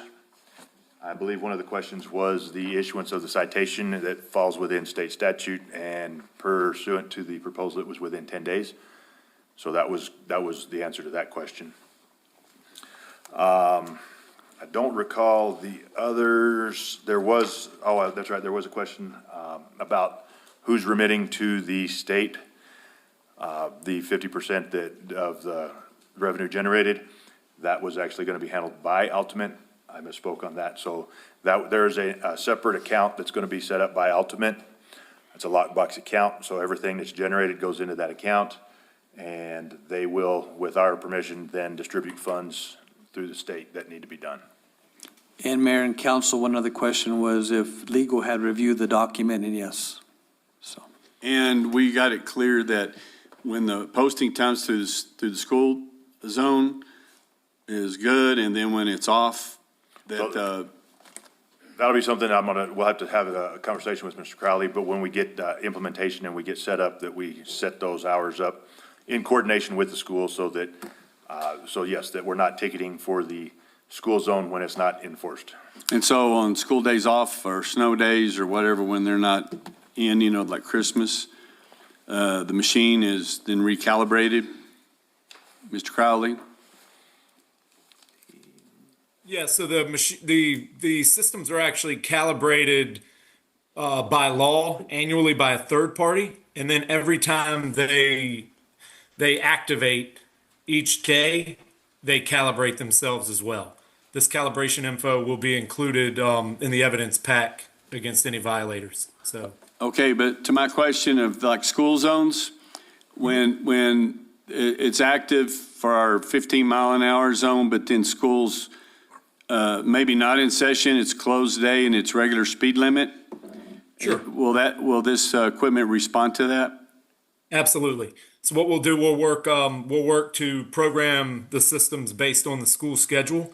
In an instance where something changes, it's not an instantaneous process. Do bear in mind this is automated enforcement, but there is a human being there in the village approving it. So so you'll have the dedicated account manager. If for some reason, we'd say an instance like where a pipe burst and a school has to close, so it never opens that day and it's completely unexpected. We're able to go in and make sure those violations are not issued that wouldn't be correct. So I got a question along those lines there. As far as the school zone goes, is that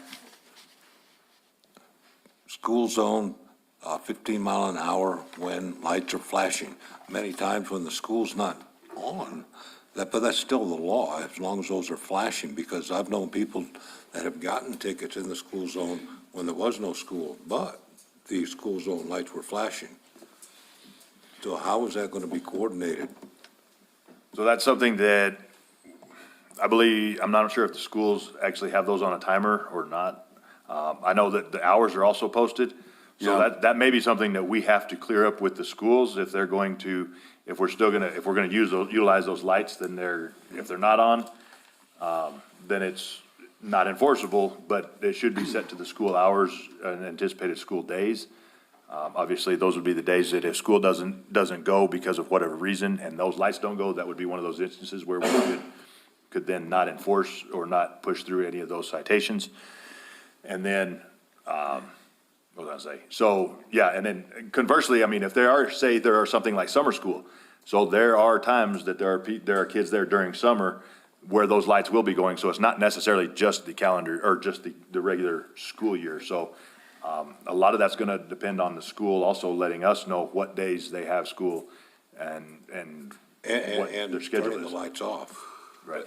Mr. Mayor, I can tell you that it's not the schools that controls those lights, it's our street department. So if they need to be turned off, we go out and do it. If we turn them on, we turn them on.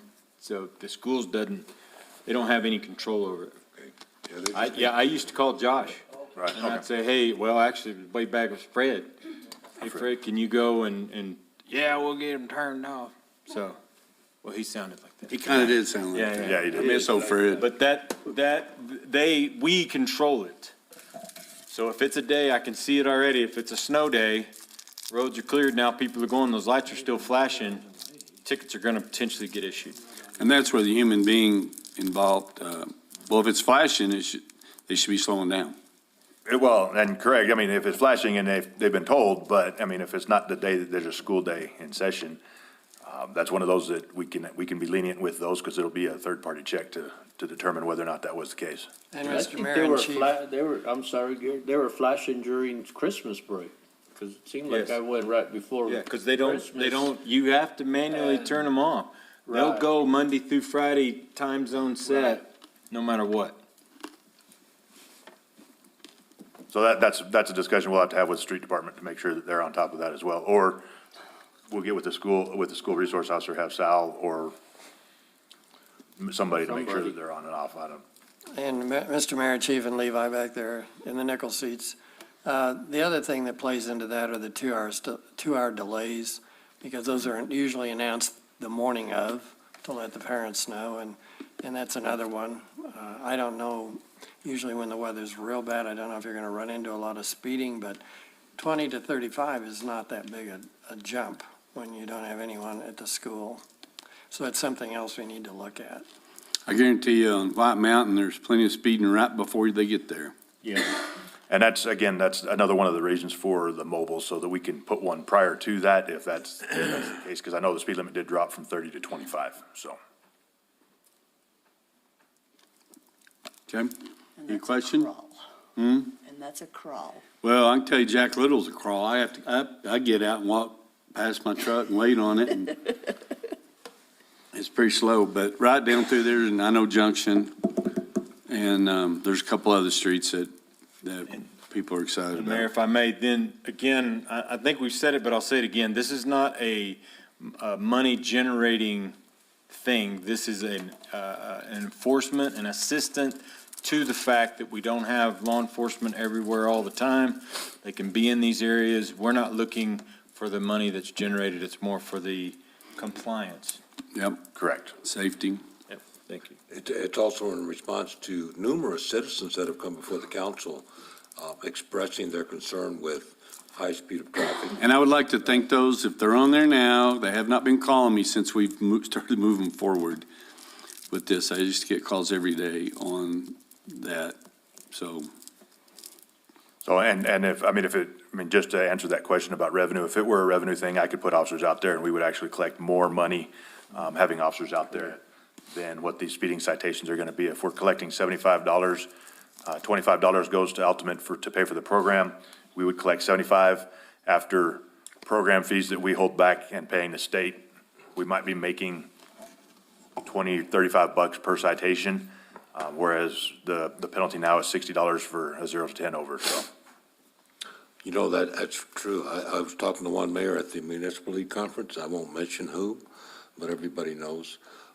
I said, what do you all do? What is the economic driver around here? And I'm not going to say male or female. Just kind of went like this and, well, I hate to admit it, but we write about $40,000 worth of tickets a month. Right. Oh, my gosh. They don't have allsups. They don't have it, they're their only revenue generator. I believe one of the other questions, just to put this out there, I had talked to Mr. Crowley earlier because he wasn't sure if he was going to make it, but implementation time from, I believe, contract signing, and correct me if I'm wrong, was about anticipated 90 days, but could be up to 4 months, depending on any issues that arise during. He could probably speak to the typical implementation times. Oh, since he's on the line, could you tell us how fast you send out those notices once you get a violation? Typically within 10 days. That's a very, very important piece of the program and how we're set up.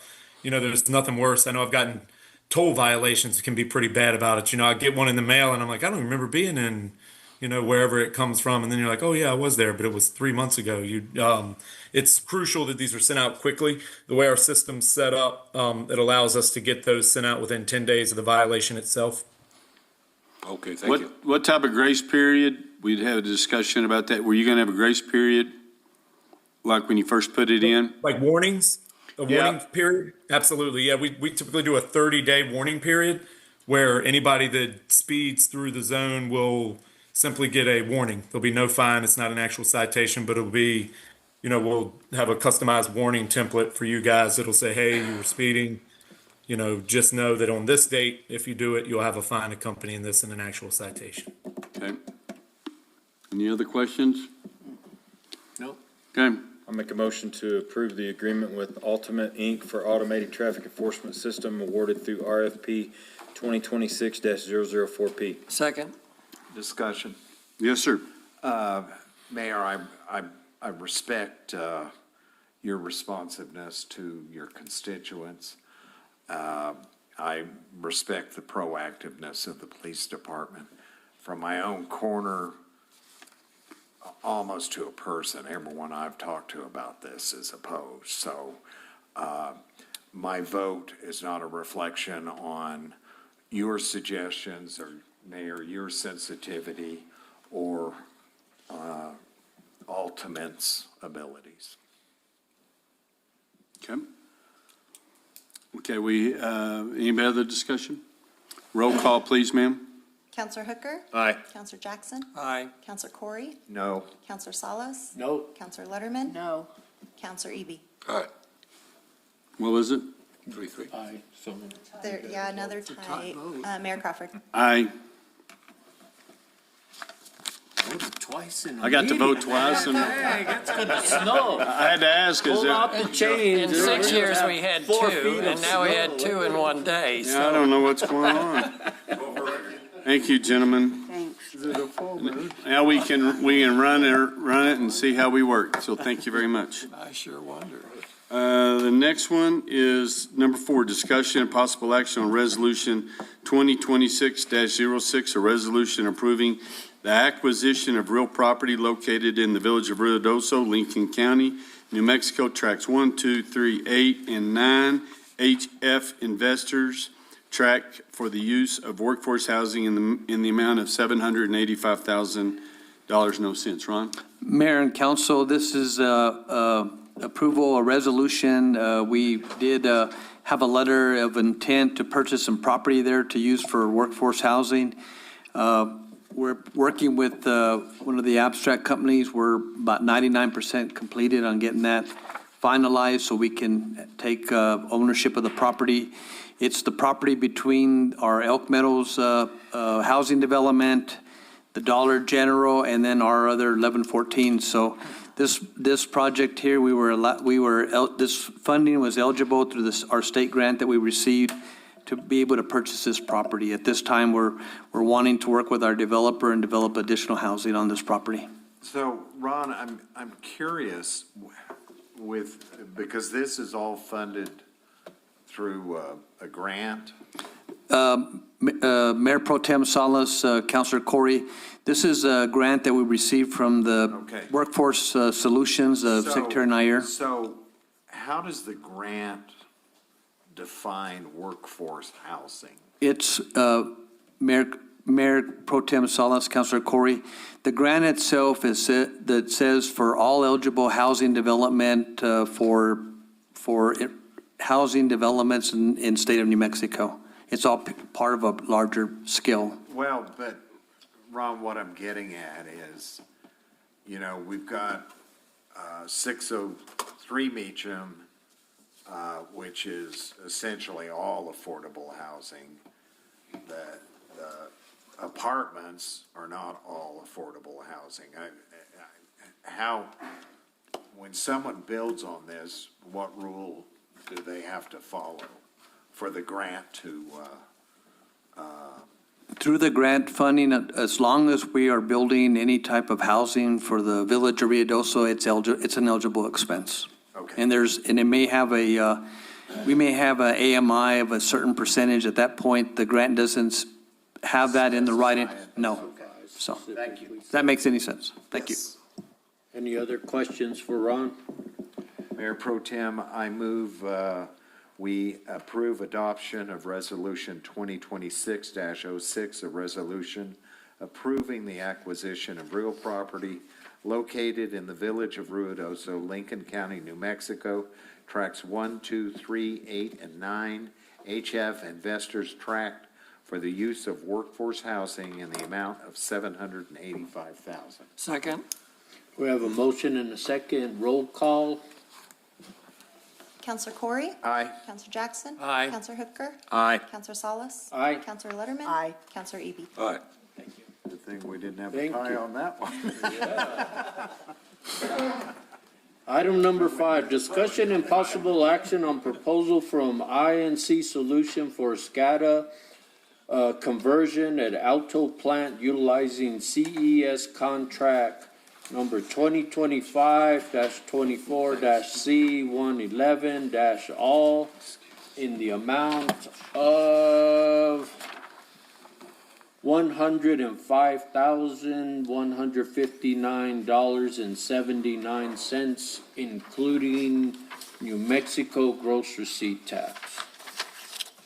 Yes, Terry. Mayor Pro Tem, councilors, I present to you guys this proposal to replace the original SCADA and programming at Plant 3 with a much more resilient programming through BT. Since Molson and Corbin spec'd out iFix, we've had nothing but a lot of problems with that programming. I've had to, since Alterman is no longer supporting us anymore, I've had to hire INC at least 4 times to come and fix just the programming, not on top of the hardware issue. Right. And this will bring the same programming to Plant 3 as we have at Plant 4, and they are willing to remotely support us at any point and any hour. They have supported us lots, and they do a really, really good job for us. Sounds good. Mayor Pro Tem, Mayor, I'll make a motion. Get it. All right, I would, I make a motion to approve the proposal from INC Solutions for SCADA conversion, Alto Plant utilizing CES contract 2025-24, C111-all in the amount